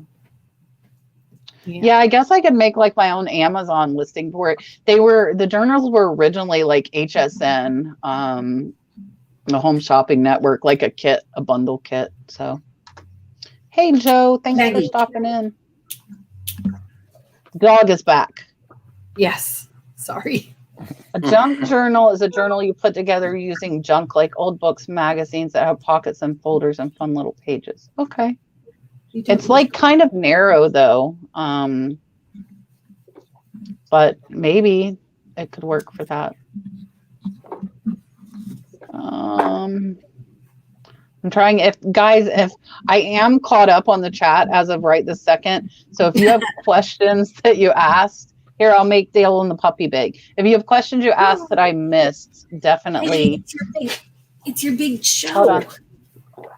Oh. You gotta say hi. Say hi.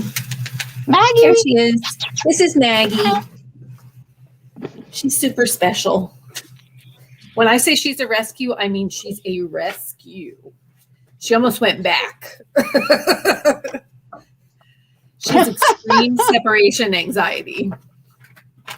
And that includes when I forced her into the basement this evening, instead of being here with me. She's not having it. And now she wants to go out. That's why I told her to just come here. I'll be right back. Larry's asking who else is going to the reseller rally. Myself, Kayla, Tracy, Joe, Dan, Cameron. I know Matt, Part-Time Pickers, was supposed to be going. John is putting it on, obviously, so Cincinnati Picker will be there. I'm gonna go. Okay, so Joe will be there. I mean, it's 200 people. That's going to be a lot of YouTubers in one place, I feel like. Oh boy. I might be getting a little anxious to hear all the stories. You're going to have a live devoted to it. When is it again? It is on June, I think it's June 5th. I want to say June 5th. Okay. Yeah. Cynthia says she has a dog that has separation anxiety. That's a rescue as well. Okay. Ken is going to be their SSK promo. Richard Otnip Droplips, who is probably enjoying his pool lounging right now, is going to be there as well. We have high school Tommy's telling graduation. us. Thrift Mind, Lonnie, Pete, John, Matt. Laura, it is at some riverboat. I don't know. But it's sold out. They do have a wait list, but it is sold out. Okay, PK Demas wants to know, do any of us ship international? And it intimidates them. I mean, Canada count as international. Yes, Canada is I've shipped international. to Canada. I feel bad for Canadians though. It's expensive from the US to there. They pay a lot. Yeah. I mean, I do through the global shipping program on eBay. Yeah, I that's what I usually global shipping, but I've done through pirate ship with what is it? Simple export rate. Oh, really? Yeah. I haven't done any international with pirate ship. Is that how you do your Canadian shipping, Vinny? With what? Do you do your Canadian shipping using pirate ship? when I do live sales, yes, but when I do it on eBay, it's different. I just do whatever Now they they think have is the best option. Global or standard? I can't remember. It just depends on what it is. I think it was global for international, I think. So what I do, and I know I highlighted Tommy's comment here because he uses the simple export under 4 pounds quite a bit. But what I do is $50 and under. I do eBay Standard International, and then for over $50, so I don't go by the weight, I go more by the value of the item. Over $50, I do global shipping program because it provides more protection, but global shipping program costs a lot more for your buyers. Just keep that in mind. So if you got like a $20 or $30 thing that you paid a couple bucks for, then putting it Standard International, if it's under 8 ounces, is only going to cost them $10 to $13. It's really cheap to Canada, which is a lot of where stuff will go. And that I feel like has increased. I am simply, again, being lazy and not wanting to expand what I'm doing by not using Pirate Ship Simple Export Rate. I'm like in the zone when I'm shipping 40 to 50 boxes. And I'm just printing from eBay. So the Standard International and global shipping is just a little bit easier way for me to do it. I have an easier method. I just ship direct or in the US. That's all I do. Unless somebody emails me and says, hey, I'm really interested in this and I can't get it anywhere else. Will you please send it to me if I'm in England or whatever? And I'll gladly accept it and do whatever I can to get it to them. But predominantly, most of my sales are here in the United States. My husband is sending me a picture of his Doge. So my husband is doing the whole cryptocurrency thing. And it was at $450. And the picture he just sent me, it has went up to $600, $150 and not very long. I don't get it. I mean, and I work in like I work for a credit union. I've been in the financial industry for 20 plus years, and I just do not get cryptocurrency. I don't either. But if Brad wants to do it, then that's fine. He could. Yeah, I'm not doing it. What did I see? Here we go. B&B riverboat ride on the Ohio River. Danny is not going, but she may be in Maysville, Kentucky, shopping on the yellow brick road of endless yard sales. Is that at the same time? That would be smart. I mean, I don't know. And then let's see. I saw another question. Is I wonder. Listen, now he's in the chat. Nosy little sucker. Get out of my chat. No, I'm just kidding. That's my husband, for those of you that do not know. Hi, Brad. Oh, and my dog's Brad, barking what's outside. Yes, don't invest in something you don't understand. So I'm not investing. If Brad wants to do that, he can do it. However, this will bring up a good point, and you guys can talk on this. Like on eBay, the nice thing, you can sell stuff you don't know. Oh yeah. Yep. Like, just look it up. That you can invest in products for eBay that you don't know, but I wouldn't advise investing in cryptocurrency you don't know. Yes, Kayla's saying husband crashers. So the assistant and Brad should make their own channel called the Husband Crashers. That would be interesting, actually. The husbands of resellers.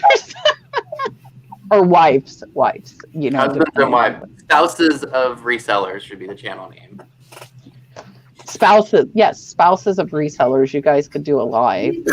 Come on. Hello, Flippin Over 2021. Thank you for coming in and joining us. Yes, and Roman has a good point. Luckily, this does not happen very frequently for me. But if you use if you use any of the international and they claim item not as described, then you are responsible for the return shipping. I had a $400 item I refunded because I'm like, I'm not paying them $200. And if it really did get broken, then, and sometimes you just have to take losses in reselling, unfortunately.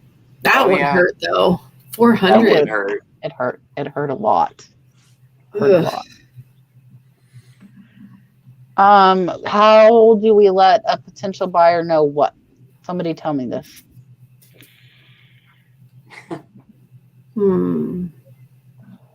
Nikki, what are you talking about? The spouses add something. Anita, they add something. I'm just kidding. Brad hopefully he's been seen on a couple of videos lately, not a ton of them, but he has been here. Oh, shipping. So when you put international shipping on your listing, the international shippers will see that it's available. But you choose which one you're using. They are not choosing that. Right. Joe, do you do a lot of international shipping? I don't. No, not really. But like I said, usually what I do is use the global shipping program for the higher amount, like the higher dollar item. Yeah, I do. But do you have it on for all of your items? Yeah, I have it on. Okay. And I think something, and I'm surprised we did not get asked tonight, so I am going to ask it since nobody in the audience has asked it. How many listings do you guys have up? Let me look, because I don't usually even know. ask that. Right now, I have 309 active on eBay. So I always say that compared to Kat, I feel like I'm a fake reseller. Me too. I'll join that club. I have 143. I have 335. Oh, gravy. I have 2,566. My goodness. Right?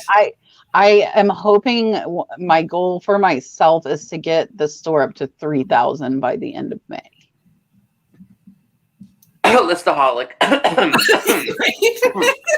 I do, but when I list. About?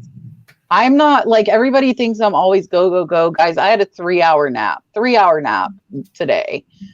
You know, and I've listed 9 things, but like what I'll do, because if I photograph, say 10 things, it might take me like 15 minutes because I'm moving through it pretty fast. And then I go inside and I lounge and watch TV, and Dalton jumps all over me, and he knows how to hit the magic button on Bazaar. He's like, magic me. He knows how to remove the background at 2 years old. So he'll sit there and help me edit the photos. And you know, so I come out here, photograph in the shed, and then I go inside and just chill and do them. Like, so when we get off of here tonight, Brad will bring Dalton out. I will photograph. Dalton watches Peppa Pig in the shed while I photograph. He has his little lounge chair. You guys can see it right there, his little lounge chair. So he sits there and watches Peppa Pig, and I photograph. And then after I photograph like a box of my death pile, because I have them in bankers boxes, so it's typically like 10 to 15 items. I photograph the whole box, and then we go inside. And I do that, you know, I might leave some left tonight for in the morning, like photos. And then once I get all the stuff I photograph listed, I just do it again. So I'm not spending hours. I think I've just been doing it so long. I can list fast. You know, I can list a good 5 to 10 items in an hour, if not more. I can list 20 to 30 DVDs in an hour. And, you know, so everybody thinks it's all this time, but I'm really like a bum half the time. I'm not going to lie. Toledo Antique says that's a lot of listings, and Toledo Antique is going to be one of my guests coming up here soon. So I wanted to highlight that. I take lots of naps. I see Kelly saying, what's a nap? I take tons of naps. I don't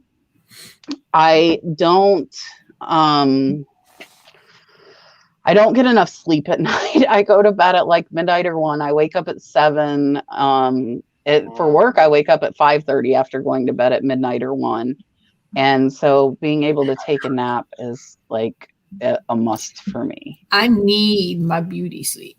Like I do too. Yeah, like I'm not a happy person if I don't get sleep. I was gonna say I am probably worse than a cranky toddler if I don't get a good night's sleep. Mm-hmm. And like I can still sleep in like a teenager on the weekends. If I sleep for an hour, like even if it's just during the day, whatever it is, either I carve myself up or if I just happen to fall asleep for whatever reason. If I sleep for 1 hour, I will be up half the night. I tried so many different things. I cannot. Oh yeah, and I don't. I can nap and then go to bed in 3 hours.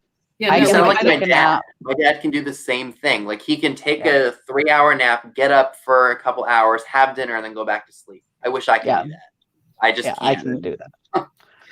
Yeah, like if I take a nap, it's a serious nap. Like we're talking like 2 hours. Like I don't. But I like, took a 2.5 hour nap. Yeah, that's what I would do. Like I don't take. Somebody's like, one of my friends will say like a power nap. Well, yeah, I'm gonna take a little power nap. I'll like rest for 20 No, minutes. then I don't want to get up. 20 minutes turns into 2 or 3 hours. Let's be real here. And then you wake up and then you're like, oh snap. I've woken up and it's like 11 or midnight, and I think it's like the next morning, and then I'm up till like 3 in the morning. Like, oh crap! First time I ever did that, it freaked me out. I thought I slept through an entire 24 hours. That's you don't know like what time of day it is. It's horrible. I say, who are you? Where am I? I do that. I'm like, am I supposed to work today? Like, what day is it? Cynthia says she was getting depressed because she wasn't selling a lot, but she only has 22 items listed. I will tell you, I've seen some people with models of under 100 listings that, and I'm going to switch over to this, but with Cynthia's kind of in mind, that do make full-time incomes that have 90-day totals of $50,000 and $60,000 with under 100 listings. Most of those people are people that have multi-quantity listings. So they might have 100 listings, but that might be 10,000 items. Like they might have 1,000 of each of those 100 things that they are selling. And with 22 listings, you're probably not going to see, I didn't see regular sales until I had 500 listed.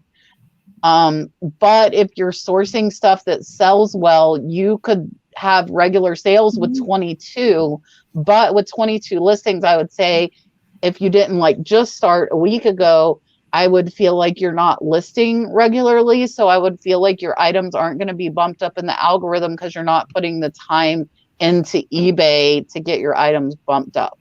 eBay's a beast. You got to feed the beast. And I'm very guilty with that. Yeah, V Branson Design wants to know, like, does anybody make full-time income with only 300 listings?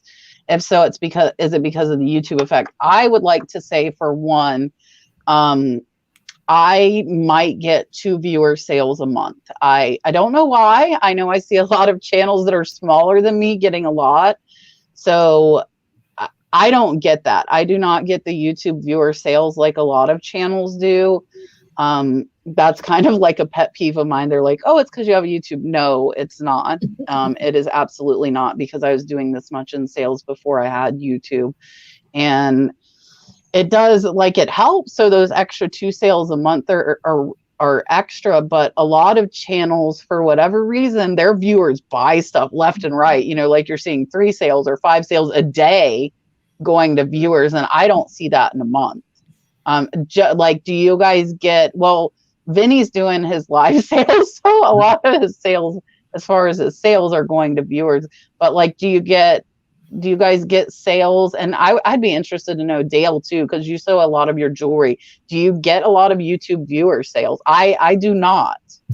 Yeah, so I only started like actually selling through my YouTube channel. I kind of didn't know that like that could be a thing, but then I started having people reaching out to me, like saying like, hey, that piece, if you're selling it, I'd be interested. So now what I've found is that if I can price as I'm doing a jewelry unboxing, then I do have people that will email me and say that they're interested in buying. So I have started having more viewer sales that way. I can only think of one viewer sale that I've had through eBay where they like specifically said like, hey, really love your videos, and they had bought something from me. But that's the only viewer sale through eBay I've had. But I have started to, like, each video sale that I have maybe 3 or 4 people email me and buy something.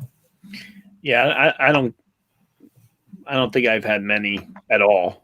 But I do have 355 listings or whatever, but I don't make a full-time income Oh yeah, no. I don't. I put in the chat. It's just funny money.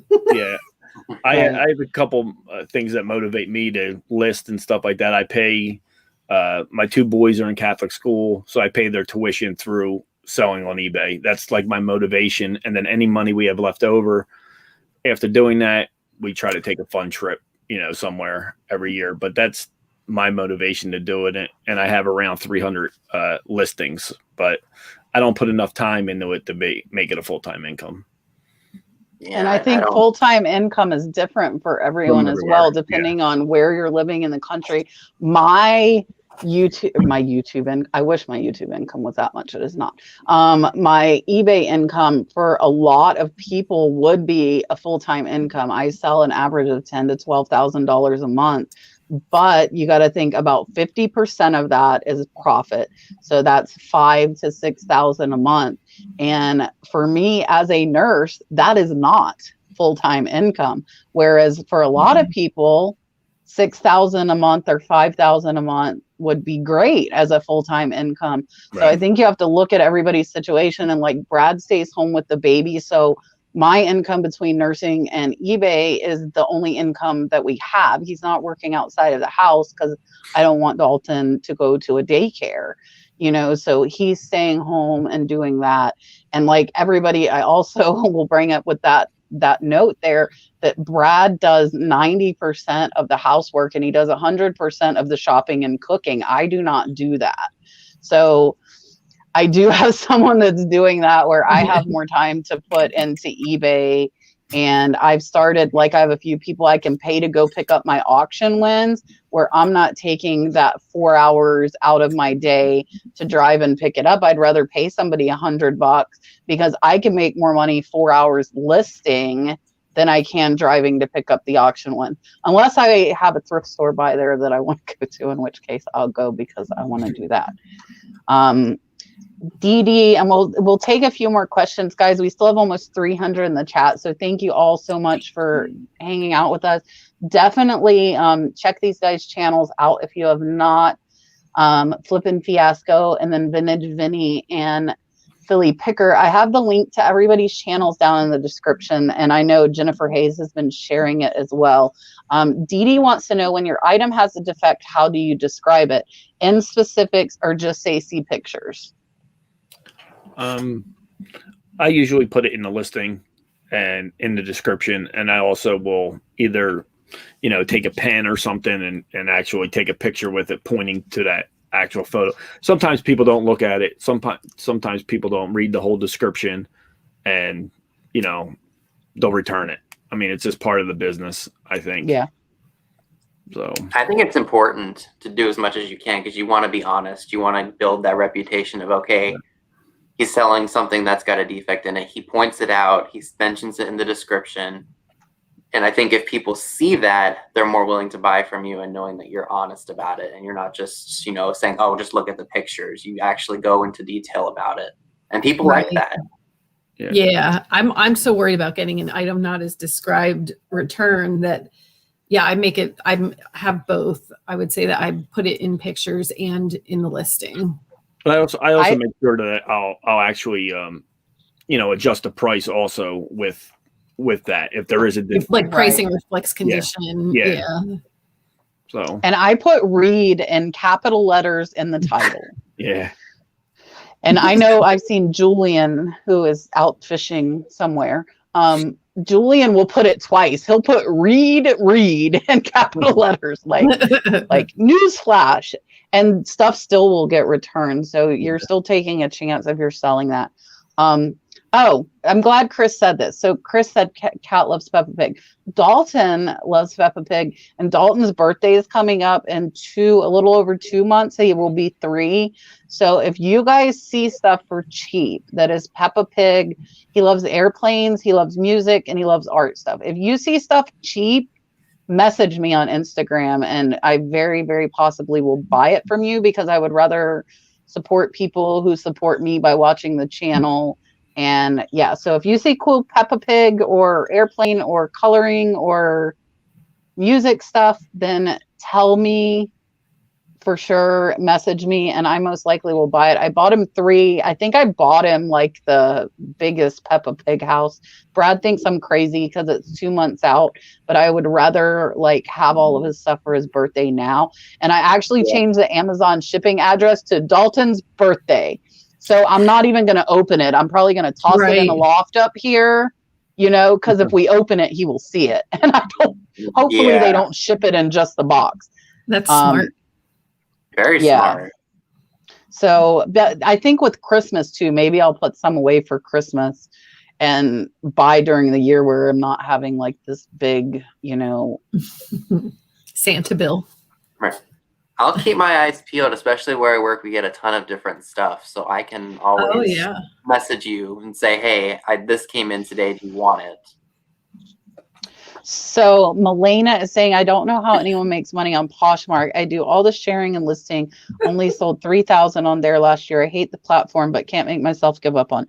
I am on the verge of giving up on it. I will tell you. I feel the same way. I sold 3 bowls on there today for like $15 that shipped out. But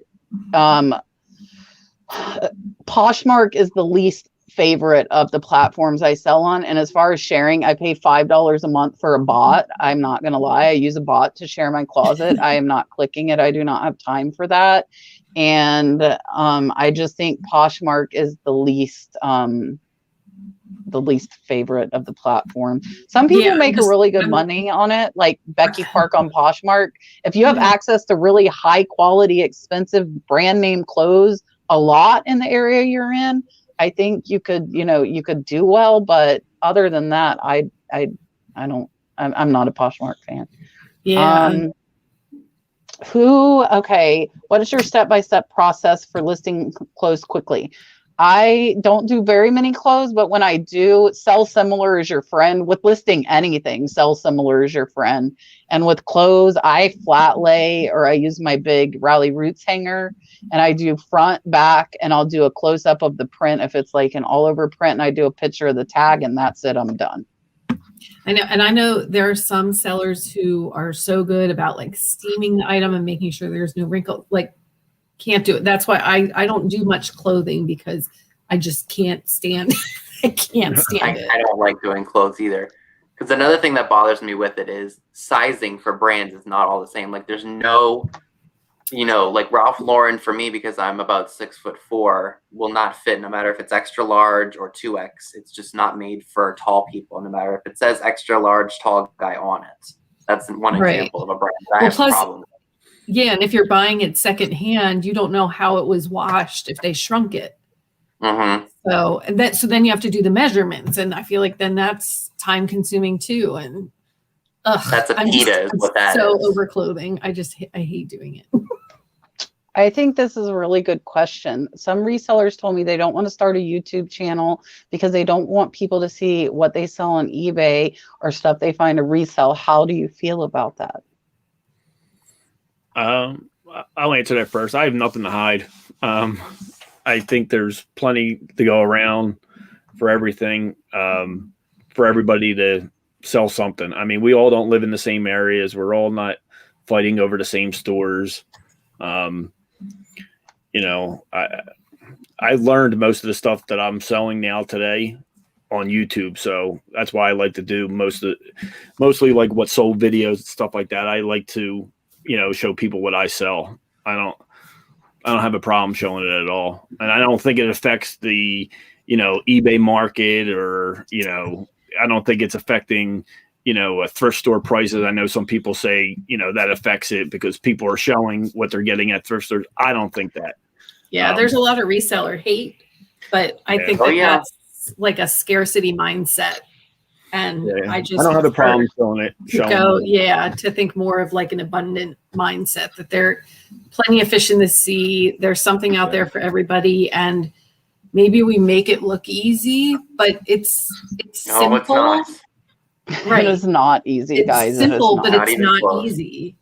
So, and I don't.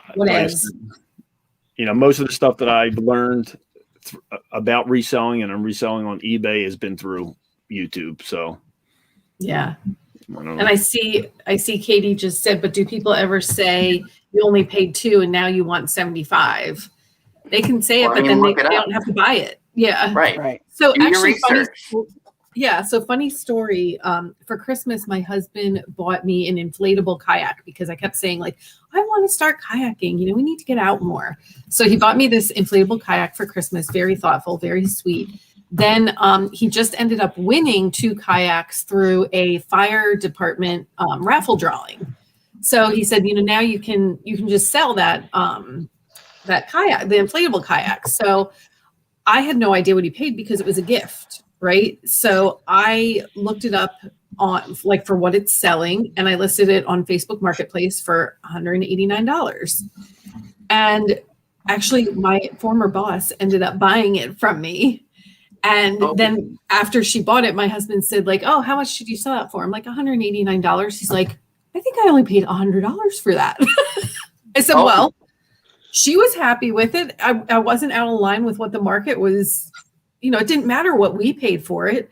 It was what it was going for.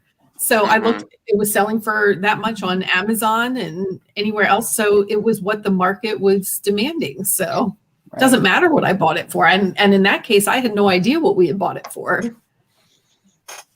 So this is going to be a soapbox thing for me, and I'm going to sound like I'm preaching for I don't know how many minutes. Dave, you were absolutely late, and I messaged you, and you didn't answer me, and it's been 3 days. So I told Dale about this. Dale knows about this. So my thoughts on having a YouTube and reselling, I want to teach people. I agree with Joe. We might have minimal effect if we are Cincinnati picker or we are part-time pickers and we have 100,000 viewers. None of us here do. So I think it might have a minimal effect once you get, you know, to a certain level. However, with me, by the time I show you something, I'm showing you it more times than not. I'm showing you it when it's sold. I am selling one-off items, so you might not find the same item. Like I'm gonna pull out my $1,000 watch, guys. I found this $1,000 watch at a yard sale. It's a Movado, brand new in the box. I paid $80. It'll sell for $300 to $500. Now, what's the chance you're gonna come upon a $1,000 watch at a yard sale? Probably not much, and you might not find it for a year or two, but you'll be like, oh, Kat said that watch is worth $300. Let me pick it up. You know, it's kind of in the back of your head. And when I watch what sold videos, it gets in the back of my head, and that's how I'm learning new things. And I want to teach people. I want to help people. If I can help them better their life by teaching them more things to resell, then that's what I want to do. And like Dale said, there are thousands and thousands of thrift stores. There are millions of items. There are millions of buyers.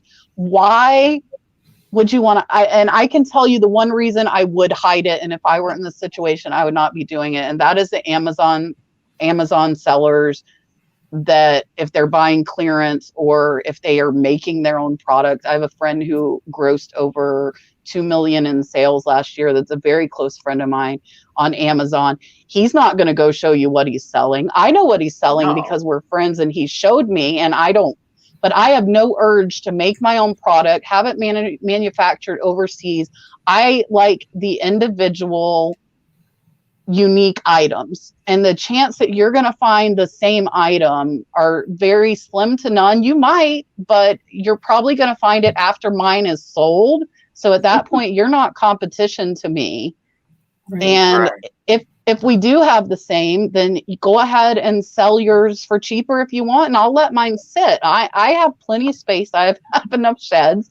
Sell it cheaper. I'll hold out. More land. You can put in. You know, I have the space. And when we put ourselves out here on YouTube, I had somebody that was extremely nasty to me this morning, told me I was a fraud, told me I was a liar, because they found my second eBay store. And if you've been watching me for a long time, you know that I started a second store when I got suspended for 3 days. By eBay, I listed like 100 items and then I never did anything with it again. They found my second store with 50 items. My main store is in the link to every single YouTube, including this one. I hide nothing. None of my listed, none of my sold are hidden. They are all public, and they found the second store, didn't take the time to click a link or research a little further, and they would have found my real store with 2,500 listings and over 80,000 in sales the last year. I hide absolutely nothing because I'm trying to help people. I'm not trying to brag, because for me, that's not a full-time income. Okay. Yeah. It's not, or I'm still nursing. I promise you can go see. Yes. The second store is called the Nurse Flipper. And now I have, as of today, changed my eBay name to the Nurse Flipper on my main store with underscores, because I already had the Nurse Flipper on the second one, because I did not have my channel when I started. I was not doing YouTube when I started my main store. So it was like K&B Ranch for Cat and Brad. That was our name, and I told them. Your YouTube is like, what, like Dreams of the Tropics or something like that? Dreaming of the Tropics, because like that's my email, Dreaming of the Tropics. I've had that, like I had to make like videos for nursing school. So that was like my thing. But, and there are people, and I agree with kind of vetting, but I'm showing every individual item. So you do need to kind of question what you're seeing on YouTube, because there are going to be people that are inflating what they're doing. But like, I'm not. And like I put this up, I'll put it back up. New Life Curator, thank you for your purchases. And that is probably a good point.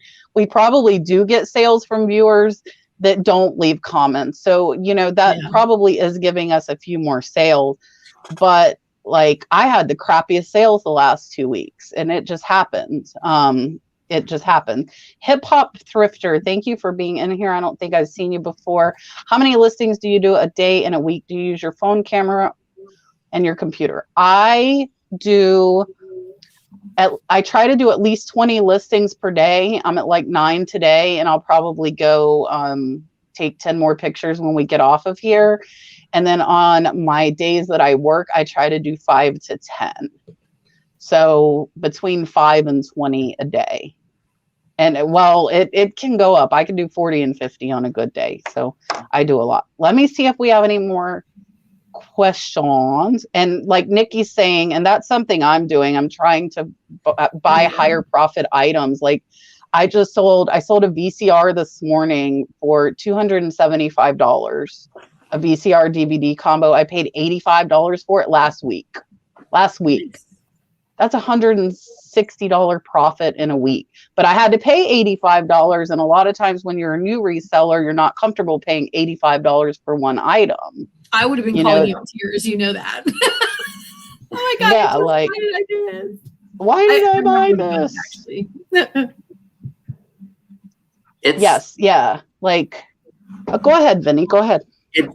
It's tougher for me because, my channel is mainly vintage, but I sell other things too. And right now my thrifts have just not been getting a lot of decent stuff. So, I'm relying on the what I call peddler malls, the indoor flea markets, and the antique stores. So I am paying up for things, or more than I would pay from like a charity thrift store or something like that, because it's just not there. But I know I'm getting quality over quantity if I'm going to those places.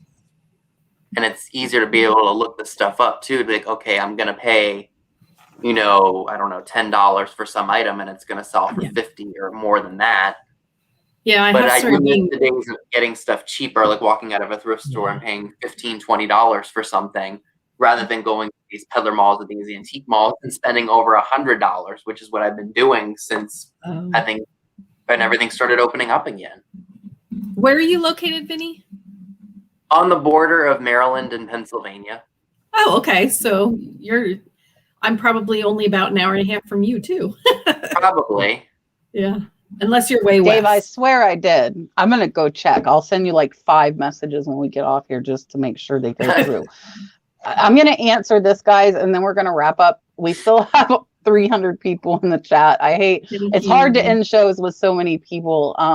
But everybody, I know, like probably Joe and Dale have to work in the morning. I don't know if Vinny does. I, for once, do I do. not. Ha ha! I I'm do. off work tomorrow. I've been off for 6 days, and I'm going Oh, back gosh. tomorrow. I'm not looking I'm forward sorry. to it. Have you guys got? I will say, I have not ever gotten a negative feedback from an upset YouTube viewer. So that hasn't happened to me. Has that happened to any of you guys? No, I I'm never too have. small. Not Yeah. from me. I know if somebody did buy something from me, like for my lives, and they say, oh, it broke in transit or something, it wouldn't be so negative. I think it would probably turn more negative for me if I said, oh, that's not my fault. I'm not going to do anything about it, which I would never do. Yeah, I have not had that happen. Roman, real quick, I paid up. It was an online auction. That is how I get 90% of my stuff. All right. Yes, everybody. Listen, Dave. I'm going to check my receipt when I get off here. You guys hit the thumbs up for us for sure. Make them big. I'll let Dale go first and kind of give a close up. Brad is outside yelling at a dog. I don't know what's going on. I don't know if you guys heard that, but Nope. hit the thumbs up and check. He's like screaming. Can you guys hear him? No, we can't. See, it's No. the headphone. It's the power of the headphones. I'm glad. He's not using some nice language. All right, let me make Dale big. I'm big. So yeah, thanks again for having me on the live, Kat. She's been wonderful to me. And just so everybody knows, if you go subscribe to my channel, I am doing a $50 Amazon gift card giveaway because I am now at 1,500 subscribers almost. So thank you everybody who has subscribed. And yeah, I mean, seriously, I owe so much to Kat, including about 700 of those subscribers. So I think that was my friend Jocelyn. I would love to take credit, but I think that you had was a little Jocelyn. something to do with it. All right, Vinny. All right. Well, everyone, thank you for tuning in tonight. Kat, thank you for having me on tonight. I will probably be doing a live sale on Saturday, this upcoming Saturday, offering about 25 items. So I hope to see you all there. I am on the road to 5,000 subscribers. I currently just hit 3,500. I would really like to get to 5,000, hopefully by the end of this year. That would be amazing. So make sure you thumb this chat up. Check out all of us if you're not subscribed. And please check us all out. We all have really unique content and we all sell different things. Yes, that is very, very true. Joe. Kat, I want to thank you for having me on. I want to thank everybody for stopping by and saying hello in the chat. If you guys aren't busy tomorrow at 1 p.m., I do a live show on Wednesday afternoons with two good friends of mine, Mike, the January House, and Dan, Art Vandelay. They were both in the chat. Stop by and say hi tomorrow if you guys are around. Kat, thank you again for having me on. I appreciate it. Yeah, thank you guys for coming on. We are on every Tuesday at 8 p.m. Eastern Standard Time. I think I've missed one time in about a year and a half now, and I was like super sick. So if I'm not here, something is probably wrong, and you should look for me.